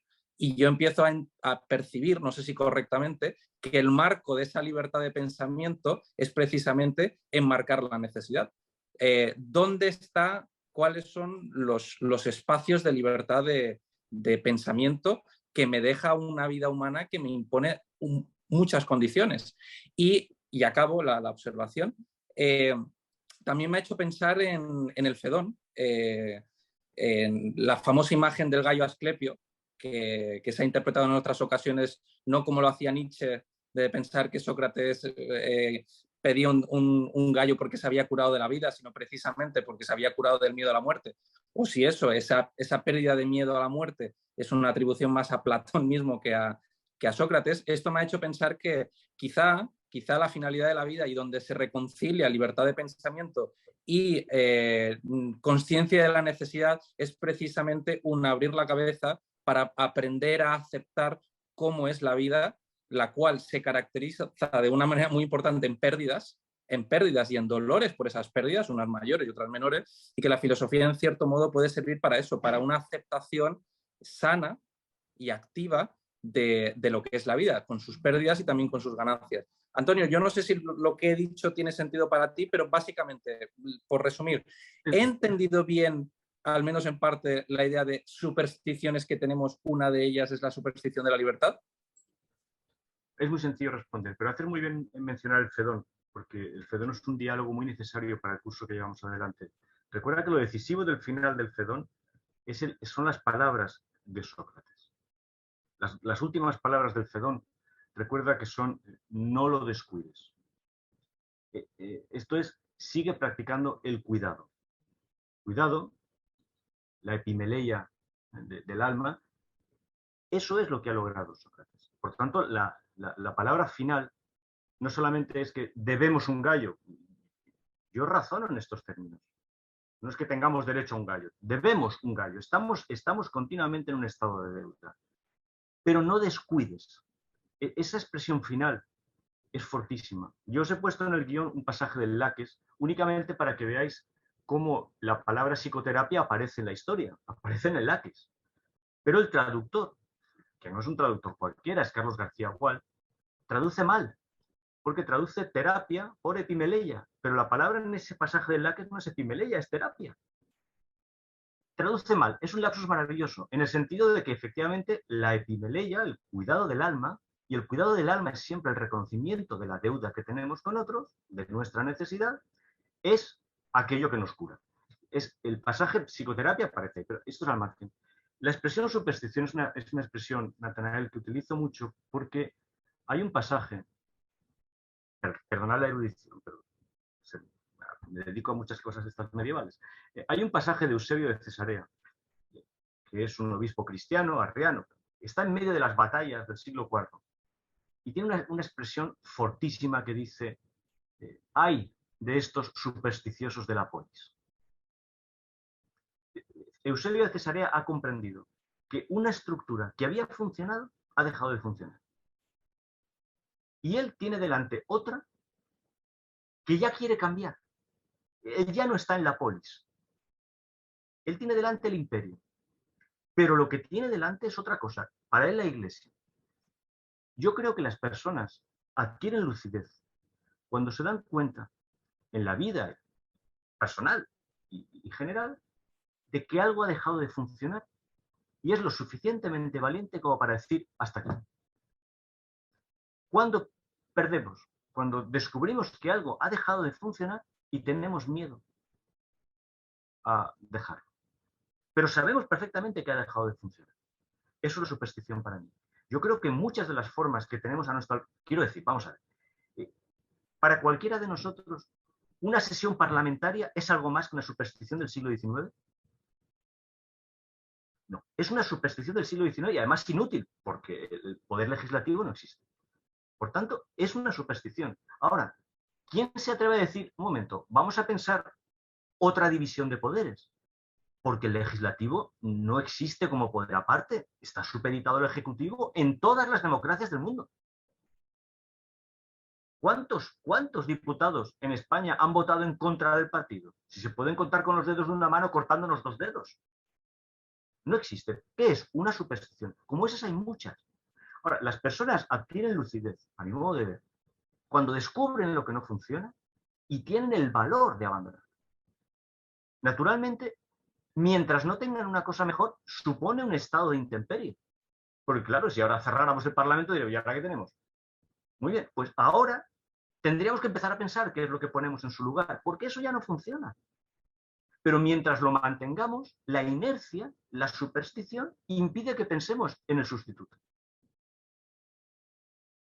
Esa es la expresión, es una expresión que yo he utilizado muchísimo. Natanael, perdona el apunte griego, ¿no? Pero Eusebio tenía esa lucidez. Es verdad que él no tenía claro si imperio o iglesia, que para nosotros son ya dos, para mí, son dos cosas que también han pasado. Pero la polis se había pasado. Y aún había un montón de supersticiosos de la polis. ¿Quién fue el más supersticioso de todos? Juliano el Apóstata, que intenta resucitar la polis. Aquello es un colosal fracaso. Así. Y nosotros, yo creo que ahora estamos en el momento en que sabemos perfectamente que hay muchas formas políticas, sociales, individuales, económicas, íntimas, amorosas, de todo tipo, que no funcionan. Pero no tenemos el valor de sustituirlas. Tal vez no tengamos, yo creo que, si he entendido bien a Luis, donde el ser humano es infinito es en su capacidad de imaginación. Pero esa imaginación, naturalmente, se compone de una parte peligrosísima de ilusiones. Pero abdicar de nuestra capacidad de imaginar formas nuevas es lo peor que nos puede suceder. Yo te propondría, vamos a pasarnos un día anotando todo aquello que es simplemente superstición. Y te aseguro que quedarían muy pocas cosas. Caramba, tú vas a hablar de Descartes la semana que viene. Y Descartes no procede en un momento de su vida a decir todo, aparte, y dice, al menos una vez en la vida hagamos esto. Al menos una vez en la vida. Y advierte, pero es que a la intemperie no se está bien. Es cierto que no se está bien. Yo a eso que llama Descartes quedarse a la intemperie, lo llamo el punto de partida filosófico. Y por eso reconozco a Descartes como un filósofo colosal, inmenso, porque vuelve al punto de partida. Y decide que lo que no funciona, no funciona. Aunque tenga que mantenerlo con su moral provisional. Por debajo hay una corriente maravillosa de decir, yo quiero ver qué puedo poner que funcione, porque no, esto ya no. Ahí es donde está el punto. Para mí ese es el punto. La filosofía trabaja contra toda forma de superstición. Y hay muchas formas. Un matiz me suscita, si a lo mejor así aclaro lo de antes. Estando de acuerdo contigo, te diría que se sustenta por una cuestión, y es por la dimensión emocional. Es que ya sabemos que tenemos una distinción instintiva y un cerebro, además, evolutivamente, un cerebro que regula lo instintivo, y uno lo emocional y otro lo racional. Yo no creo que esté solo por superstición. Está por superstición porque es una forma de emocionalidad, si quieres, negativa. Pero Claro. sí tiene una razón de ser.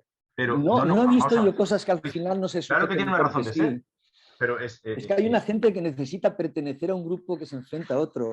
Es decir, hay gente que no tiene dimensión individual porque tiene temor a la intemperie de no vivir en un grupo que lo arrope. Si esa es la idea fundamental del psicoanálisis. Es la única que yo comparto, ¿cierto? O la que he entendido.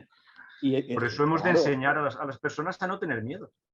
Efectivamente, pero ese tipo de cosas son a las que me refiero, que hoy sabemos y antes no sabíamos, que las sabemos de una manera más precisa. Lo hemos sabido siempre, es el final del Fedón. Lo hemos sabido es el final del Fedón, porque ¿qué grupo tiene allí Sócrates? Muy importante darse cuenta quiénes estaban ese día con Sócrates. Recordad que Platón no está. Y los que están allí, todos ellos juntos, no llegan a las suelas de Platón. Quiero decir que lo que tiene delante Sócrates es un mosaico de gente muy pobre de alma. Muy pobre. Unos cuantos pitagóricos alucinados que están pensando en la metempsicosis. El bueno de Critón, que es una buena persona, pero que no capta prácticamente nada. Con eso es con lo que tenemos que vernos continuamente. No hay un solo diálogo de Platón en que haya dos filósofos hablando en plenitud de igualdad. Cuando Sócrates se encuentra con Parménides, Sócrates tiene 15 años. Es un adolescente de bachillerato al que no se le puede hablar en términos de persona adulta. Y perdón por mi amigo Eric que está con nosotros, pero es obvio que Eric, delante de Parménides, pues claro, Parménides es muy grande. Este es el punto. Pero hace falta enseñar ese valor. Es el texto tan bonito de Santayana. La filosofía no se puede practicar si uno es cobarde. Cuando tú lees la República de Platón y ves la precisión fenomenológica con la que van apareciendo los términos, justo antes de que aparezca filosofía, aparece Cimós. Y hay un análisis del coraje, del corazón, del valor, que es extraordinario. Y sin eso, la filosofía no aparece. Por eso, las supersticiones son fundamentalmente, muy bien, Luis, la emoción más antigua, como decía Heidegger, del ser humano, el miedo, el miedo, el miedo, el miedo. Claro. Pero ojalá empecemos a darnos cuenta de que podemos no tener miedo. Perdón, que yo me extiendo mucho, Héctor. Gracias, Natanael. Sí, Héctor. Perfecto. Pues primero que todo, gracias. Un gusto estar otra vez de vuelta, profesor. Me alegro mucho de verte otra vez, Héctor. Bien, nada más como rápido voy a tratar de hacer un comentario y una pregunta respecto a la exposición que me pareció fundamental. Creo que hay un texto muy interesante de Peter y de Galen Strawson que habla precisamente sobre el concepto de la libertad en términos analíticos, que analiza precisamente estas cuestiones de carácter ontológico. Cuando uno asume ciertas presuposiciones de carácter ontológico, tiene que alcances lógicos, epistemológicos y metafísicos. Quiero entender el concepto de libertad, como usted lo está planteando, profesor, en este sentido dialéctico hegeliano, que es precisamente la ilusión de la libertad, donde dice, solamente cuando acatamos la noción de responsabilidad en el ejercicio del derecho, que es en la filosofía del derecho, que dice Hegel, es que se da ese ejercicio de la libertad, pero asumiendo la responsabilidad de la condescendencia que tiene el propio ejercicio del derecho, que tiene sustento metafísico, sin que no existiera esa noción de libertad, pero que efectivamente en términos físicos, fisicalistas, está determinada por condiciones que nos superan a nosotros. Y en términos del pensamiento, el propio Wittgenstein lo dice muy claramente. O sea, los límites del lenguaje están superditados por el pensamiento. Es más, Quine lo plantea con el concepto de Gabagay. Antropológicamente está supeditada la relatividad ontológica a marcos conceptuales. O sea, y eso es un problema de carácter analítico, pero en términos metafísicos comparto totalmente con usted, o sea, la libertad es una ilusión que simplemente genera esta noción melancólica que viene desde la tradición occidental. Ese como pequeño comentario, por eso sí invitaría a muchos que leyeran este texto muy interesante de Strawson, precisamente porque dice, es muy difícil defender el concepto de libertad en términos que, ¿cómo se llama? Pues sí, en términos ontológicos, porque tiene un alcance que anularía muchas disciplinas, no tendría sentido el derecho, la psicología, todas esas cosas no tendremos que estudiar ciencias exactas, que es el problema entre Quine y Putnam, y que después desata Kripke. Ese como cierro. Y la pregunta puntual que me interesa aquí es precisamente regresar al problema entre el sofista y el filósofo. Parecería ser que las personas están condicionadas, pueden pensar filosóficamente, sí, pero hacer filosofía es otra cosa, y eso creo que implica una preparación mucho más, que tiene que ver con el ejercicio del filósofo que se prepara para la muerte, y esto nos lleva a un problema que a mí personalmente me genera como académico, como alguien difusor de la filosofía. Yo le preguntaría, profesor, ¿el actual filósofo tendría que en algún momento actuar sofísticamente, ojo, no con la finalidad de engañar, sino de persuadir, como un marrano judío que precisamente ante lo público se muestra como un católico, pero en lo privado sigue actuando como judío, pero que cuando es el momento necesario de precisamente de incomodar, de hacerle frente a los sofistas, tiene que actuar como filósofo. O sea, esta actitud, bien lo dice Strauss, ¿no? El silencio de un hombre sabio siempre es significativo. Entonces, ¿qué pasaría ante estas supersticiones que hoy precisamente tienen el pensamiento positivo de échale ganas y va a salir bien? Esta suposición sobre los propios, tenemos que creer en todos los niveles rigurosos que plantea la ciencia, porque la ciencia tampoco lo puede explicar todo. Estas cuestiones de la motivación y todo este tipo de supersticiones que los hemos hecho como religiosos. Y parece ser que ante ese abandono de la búsqueda de la verdad, que es la labor del filósofo, emergen estas posverdades. Y entonces el filósofo queda secundado como un ejercicio más, y los que se presentan como filósofos suelen ser oradores, suelen ser precisamente otros sofistas. ¿Cuál es la función en filósofo? Confrontarlos en este mismo terreno, seguir dentro de la academia, guardar silencio, o cómo operar en este ejercicio filosófico pensando con este concepto que usted llama hiperfilosofía, ¿no? Por ahí sería esa pregunta en concreto. ¿Cómo actuar en la academia me trae sin cuidado? ¿Cómo actuar con otros filósofos en la universidad? Me da exactamente igual. No forma parte de mi vida y ya está. Pero, ¿cómo actúa con otros seres humanos? Bueno, hubo un tiempo en que yo era un straussiano fiel, mi época de formación. Pero leí una vez una corrección que le hizo Stanley Rosen. Le dijo, hombre, maestro, es póstumo, pero es como si estuviera dialogando. Todo eso estaba muy bien, pero es que ya hemos alcanzado una época tal de nihilismo y relativismo que, francamente, ¿para qué vamos a andarnos escribiendo entre líneas? Hoy podemos escribirlo todo porque en la inmensa marabunta que tenemos no va a pasar nada. Pero tiene una ventaja, y es que ya no tenemos por qué ocultarnos. Y esta corrección de Rosen me gustó mucho, porque finalmente uno puede decir, mira, yo me dedico a la filosofía. O si quieres, el punto wittgensteiniano, mira, esto es lo que hago. Ya está. Es más, estoy convencido de que lo que hago, en esto siento ser socrático, de que lo que hago es mejor que lo que hacéis todos. Pero no me voy a pasar la vida dando explicaciones. Voy a seguir haciéndolo.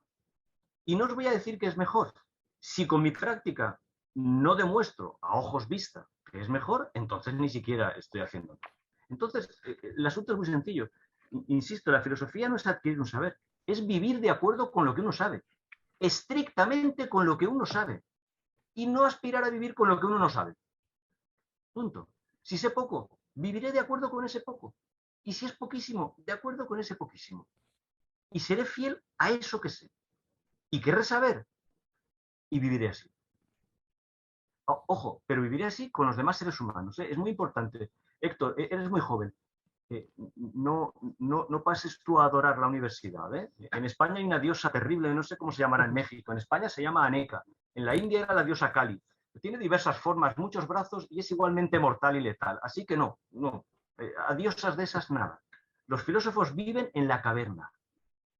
No en ninguna isla de los bienaventurados. Quiero decir, no en despachos universitarios, no en instituciones con teléfonos y secretarias.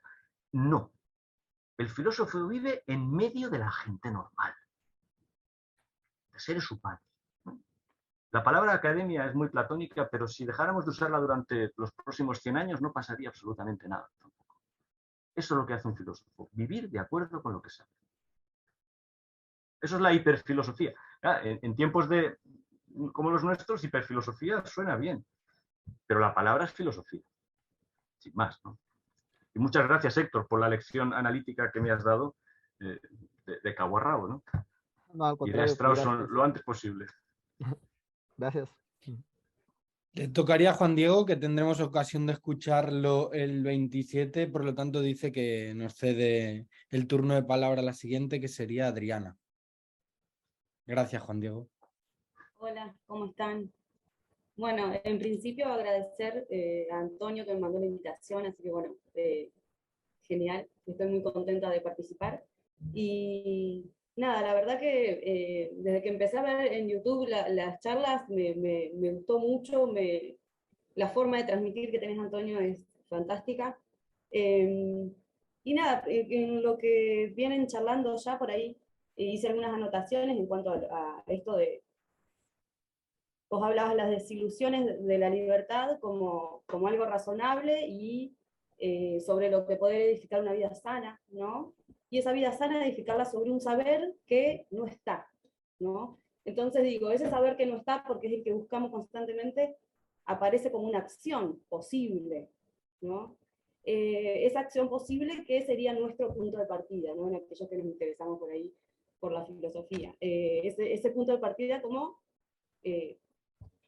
lo necesario que nos limita, que nos establece un límite, y en ese límite, en esa infinitud, ¿no? De toda vida humana, el lenguaje el lenguaje, ¿qué lugar tiene el lenguaje ahí, no? Porque el pensamiento lo transmitimos todo a una palabra, ¿no? Principalmente el lenguaje como palabra.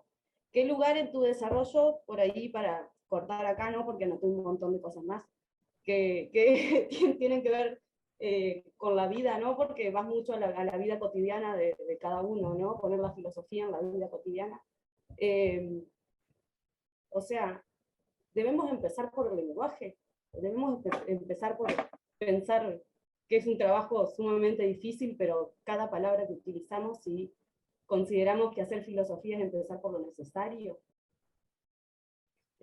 Por ahí Te he oído con cierro. alguna dificultad, Adriana. La pregunta es, ¿por el lenguaje que debemos usar? No, si el lenguaje consiste ese punto de partida, o sea, si el lenguaje es ese punto de partida y se incluye dentro de lo necesario, digamos. El lenguaje es una cosa con la que me encuentro sin que yo haya hecho gran cosa por él. Me enseñaron a hablar mucho antes de que yo pensara. De hecho, solo cuando me enseñan a hablar se activa mi memoria. Así que me recuerdo siempre como alguien que ya ha hablado. Por tanto, no lo he inventado yo. Primera consideración respecto al lenguaje. Ya sé que mi amigo Roberto Vivero saltaría inmediatamente para decirme, bueno, pero es que están a un lado los creadores del lenguaje y al otro lado los profesores. Vale, bien, muy bien. ¿Hay creadores del lenguaje? Pues Shakespeare seguramente es un creador del lenguaje. Yo no soy un creador del lenguaje y la mayor parte de los seres humanos lo único que hace con el lenguaje es encontrárselo y perfeccionarlo. ¿Qué quiero decir con perfeccionar? Pues ser capaces de lograr una conversación como esta. Llevamos muchos años, aquí hay Luis Valerón lleva muchos años con nosotros, Fernando, que podamos mantener esta conversación y que vayamos ampliando los términos, que vayamos definiéndolos, posiblemente no sea ninguna otra cosa. Ojalá entre nosotros haya un gran poeta que cree el lenguaje, porque inmediatamente nosotros asumiríamos esa nueva creación y la incorporaríamos a nuestra capacidad. Yo creo que esa es la razón por la que hemos conservado a Shakespeare. Esa es la razón por la que hemos conservado a Platón, porque han permitido que hablemos mejor, han ampliado los términos de nuestra conversación. Y yo no diría que nosotros hemos ampliado, que yo no he ampliado los términos de la conversación, pero puedo aspirar a mantenerlos, a mantener la conversación en marcha. Los seminarios de la Torre del Virrey no tienen otra finalidad que esta, mantener la conversación, a la espera de que efectivamente aparezca un gran creador del lenguaje que la haga aún mayor. El lenguaje me lo encuentro. Y además, te diría, ningún lenguaje en particular. Yo gozo en todo aquello que se pueda traducir. Que no sea esta lengua ni esta otra, no creo que haya ninguna lengua privilegiada. De hecho, esta misma conversación tiene infinitos matices. Los acentos tuyos y de Héctor no son los que solemos oír por aquí. Y le dan una inflexión a nuestra conversación. Yo creo que es maravillosa, pero no solamente está la procedencia. El acento científico que Luis pone siempre en las conversaciones es otra inflexión de la conversación, y una inflexión potente. Fernando Villarán tendrá la suya. Esto es muy importante para mí. Pero, insisto, el lenguaje no es algo que yo cree, es algo con lo que me encontré. He procurado desde hace muchos años que sea un lenguaje comprensible, sabiendo que hay muchos momentos en que no es comprensible. Pero la voluntad de que, precisamente porque no es mío, puedo usarlo de tal manera que los demás lo reconozcan como propio. Sobre el lenguaje tampoco creo que debamos tener supersticiones. Heidegger las tenía. Y era absurdo pensar que solo se puede pensar en alemán. Es absurdo. ¿Qué podemos pensar de los nacionalistas que basan toda su idea del mundo en una lengua? Hay 6.500 idiomas vivos en el planeta. Hay que ser corto de miras para eso. Se puede pensar y aportar, si ahora hemos decidido hablar en español, perfecto, pero perfectamente cualquiera de nosotros podría haber intervenido en inglés, o en francés, o en italiano, o por supuesto en valenciano. Y la conversación habría fluido, porque siempre habríamos podido traducir. Por cierto, en respuesta a qué ha sido del gato, los gatos suben y bajan de mi mesa como quieren, y por tanto a veces hay que sacarlos por la ventana para que no molesten mucho. Esto es lo que creo del lenguaje. Como tantas otras cosas, no ser supersticioso al respecto. Y usarlo, como creo que lo estamos usando aquí. No sé si he respondido, pero eso es lo que más o menos diría. De nuevo, el lenguaje es una cosa con la que me encuentro en términos de necesidad. Claro, no de en libertad. ese sentido, digo, el lenguaje está dentro de la necesidad que vos planteabas como el mundo físico, la realidad social, política, económica, con la que... Platón lo dice con una frase maravillosa que hemos usado mucho. Es la caverna, digo, ¿no? En ese la sentido. necesidad logográfica. Platón nunca razona en términos de libertad de pensamiento, sino de necesidad logográfica, que es justamente otra cosa. Es cierto que ligado al problema de tener que escribir cuando Sócrates hablaba. Pero en principio podríamos decir la necesidad del logos, no la libertad del logos. Sobre la necesidad del logos se construye el diálogo. Sí, el logográfico en el sentido que además se escribe, pero en principio la necesidad del logos, algo con lo que me encuentro, que me limita y que me libera, hasta cierto punto, puesto que efectivamente me hace comunicarme con los demás. Pero no seamos supersticiosos tampoco con el lenguaje. Buena parte de la literatura es superstición, sin duda. Muchas gracias, Antonio. Un placer, Adriana. Quedaba la palabra de aforismos, creo que se llama Antonio, ¿verdad? Sí. Y de Carmen, y por favor, son cerca de las 9. Sí. Aforismos Soy rápido. es el profesor Antonio Muñoz Ballesta de Murcia. Sí. Tiene un extraño seudónimo, pero es un buen amigo de la Torre y de muchas personas de aquí. Así es. Primero, felicitaciones, Antonio, por tu magnífica No, salta. reflexión. Salto, voy a la pregunta. La pregunta tiene que ver con el tema. ¿Qué razones filosóficas tenemos para no suicidarnos? La segunda es, ¿qué tipo de ontología es posible hoy en día? Y la tercera, que también tiene que ver con Héctor Fabián, que es si la ciencia puede ayudar a la filosofía en mantener ese interés, esa investigación, esa búsqueda permanente.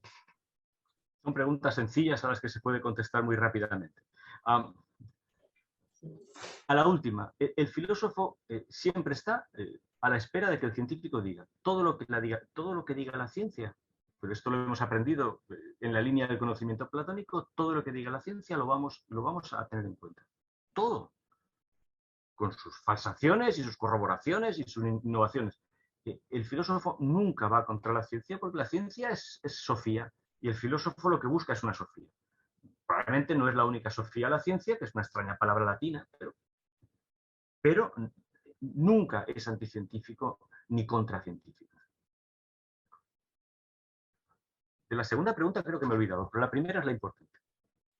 La segunda pregunta era, ¿qué ontología o metafísica podemos esperar hoy en día que se puede hacer? Porque yo creo que he llegado a dar varias veces cursos de filosofía de todo un año sin mencionar la palabra ontología. Se puede vivir sin ella, pero ahora iré a la palabra metafísica. La primera pregunta es la importante. La única razón que yo tengo para no suicidarme es que creo que es colaboracionismo. Y de igual manera que no estaría con los colaboracionistas de Vichy, no puedo estar con los suicidas. No puedo. Yo no elijo la muerte. Por tanto, si me suicido, no estoy eligiendo la muerte. Estoy colaborando con la muerte. Tengo serios reparos al suicidio. Muy serios. Entiendo que una persona pueda llegar a verse tan abrumada que acabe con su vida. Entiendo que tal vez podría haber leído el Requiem de Rilke antes de llevar a cabo semejante acción. Pero en principio, si podemos mantenernos en el terreno de la conversación y pensando que ninguno de los 70 asistentes a nuestra conversación esta tarde está necesitado de recurrir al colaboracionismo, te diría que esa es la única razón. Yo no he elegido nacer y no he elegido morir. Me han repartido unas cartas. Y quiero jugar hasta el final. Kant lo decía muy bien. Hay que jugar hasta el final. Usque ad finem, lo decía en latín, una frase que repetía mucho Joseph Conrad. Hasta el final. Ahora bien, eso significa que tengo que llevar una vida, Antonio, que suponga, es lo que he dicho antes, que cuando yo caiga y mi cuerpo quede exánime y sea un cadáver, la gente piense que puede hacer con eso algo mejor que patearlo o dejarlo a la intemperie. Tengo que vivir procurando el cariño, el amor suficiente como para que alguien me cuide cuando esté muerto. Y creo que ese es el término humano más potente que existe.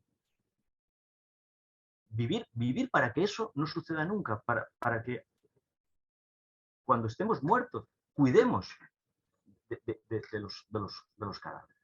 Igual que hemos cuidado de los recién nacidos. Algo que, claro, nos parece tierno porque es el inicio, pero un recién nacido sin las manos de una madre o de un padre se muere. Se muere, no sabe hacer nada. Pero el otro ya no es un recién nacido, es una figura tan humana como el recién nacido, es el recién muerto. Hay que cuidarlo.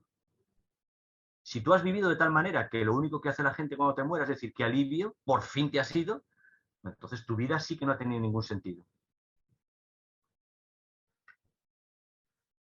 ¿Eso no es una ontología suficiente, Antonio? Ahora bromeando sobre la segunda pregunta que no se me había olvidado, pero se me había olvidado freudianamente.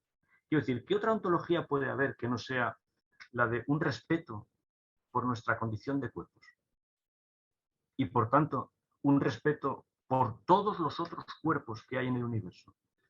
con los que estamos continuamente en estado de fricción, de roce, de colisión, de caricia. Para mí la ontología es el cuidado del ser, no es ninguna otra cosa. Si logos es nuestra máxima atención a la vida, si eso es lo que significaba logos, el logos del ser es el cuidado del ser. Te lo decía Allí también donde pueda haber ser. te lo, Donde pueda haber ser y no nada. te lo preguntaba también Como las porque tres cosas van enlazadas, las tres preguntas. sí, Sócrates elige morir o No, condenado a muerte. No. Sócrates no elige morir. Sócrates es condenado a muerte. Muchos filósofos también que eligen o han elegido o han sido condenados a muerte. Jesucristo, por el tema religioso, también acepta la muerte. Pero no, vamos a ver. Aceptar la muerte no es el suicidio. Aceptar la muerte es lo que todos nosotros tenemos que hacer. Igual que hemos aceptado nacer. Solo que ninguno de nosotros se para a pensar que ha aceptado nacer implícitamente, puesto que hemos seguido viviendo. Pero del mismo modo que acepto nacer, tengo que aceptar la muerte. Esto es más difícil. Es mucho más difícil que aceptar estar vivo. Pero es algo que tengo que aprender. Pero eso nada tiene que ver con el suicidio. El suicidio es un fracaso en todos los órdenes. Es un fracaso del ser humano que se suicida y es un fracaso de todos los que han tenido un trato con él. Nuestro trato con los demás debería ser tan cuidadoso, tan delicado, que nadie pensara en suicidarse jamás. Jamás. Que pudiéramos convencer a las personas de que hay que vivir hasta el final y que si enfermamos, nos cuidaremos. Que si enfermamos irremediablemente estaremos hasta el final con esa persona. Que si nos alegramos, nos alegraremos. Que si lloramos, lloraremos. Pero eso es la vida. Mi ontología es el respeto al ser, el cuidado del ser, la máxima atención al ser. Sí, estoy de acuerdo contigo y nunca he entendido a los filósofos que se han suicidado o han llegado a plantearlo, porque ni siquiera Schopenhauer con su filosofía se suicida o se oran, llegan a suicidarse. Pero otros sí se han suicidado leyendo su filosofía. Y eso nunca lo he entendido. Estoy contigo. Creo que es un defecto del logo, sí. ¿Quedaba alguna pregunta? No, había renunciado Carmen a la suya, porque ya son más de las 9. Pues muchísimas gracias a todos. Muy brevemente, ya sabéis que este seminario ha sido grabado y que se emitirá en breve en el canal que tenemos. Estáis todos invitados la semana que viene a la ponencia de Natanael Pacheco, que continuará con el curso. Y espero que estemos más o menos cumpliendo las expectativas que teníais en el curso de filosofía terapéutica. Cualquier cosa, tenéis los correos electrónicos, cualquier duda, estamos a vuestra disposición. Muchísimas gracias.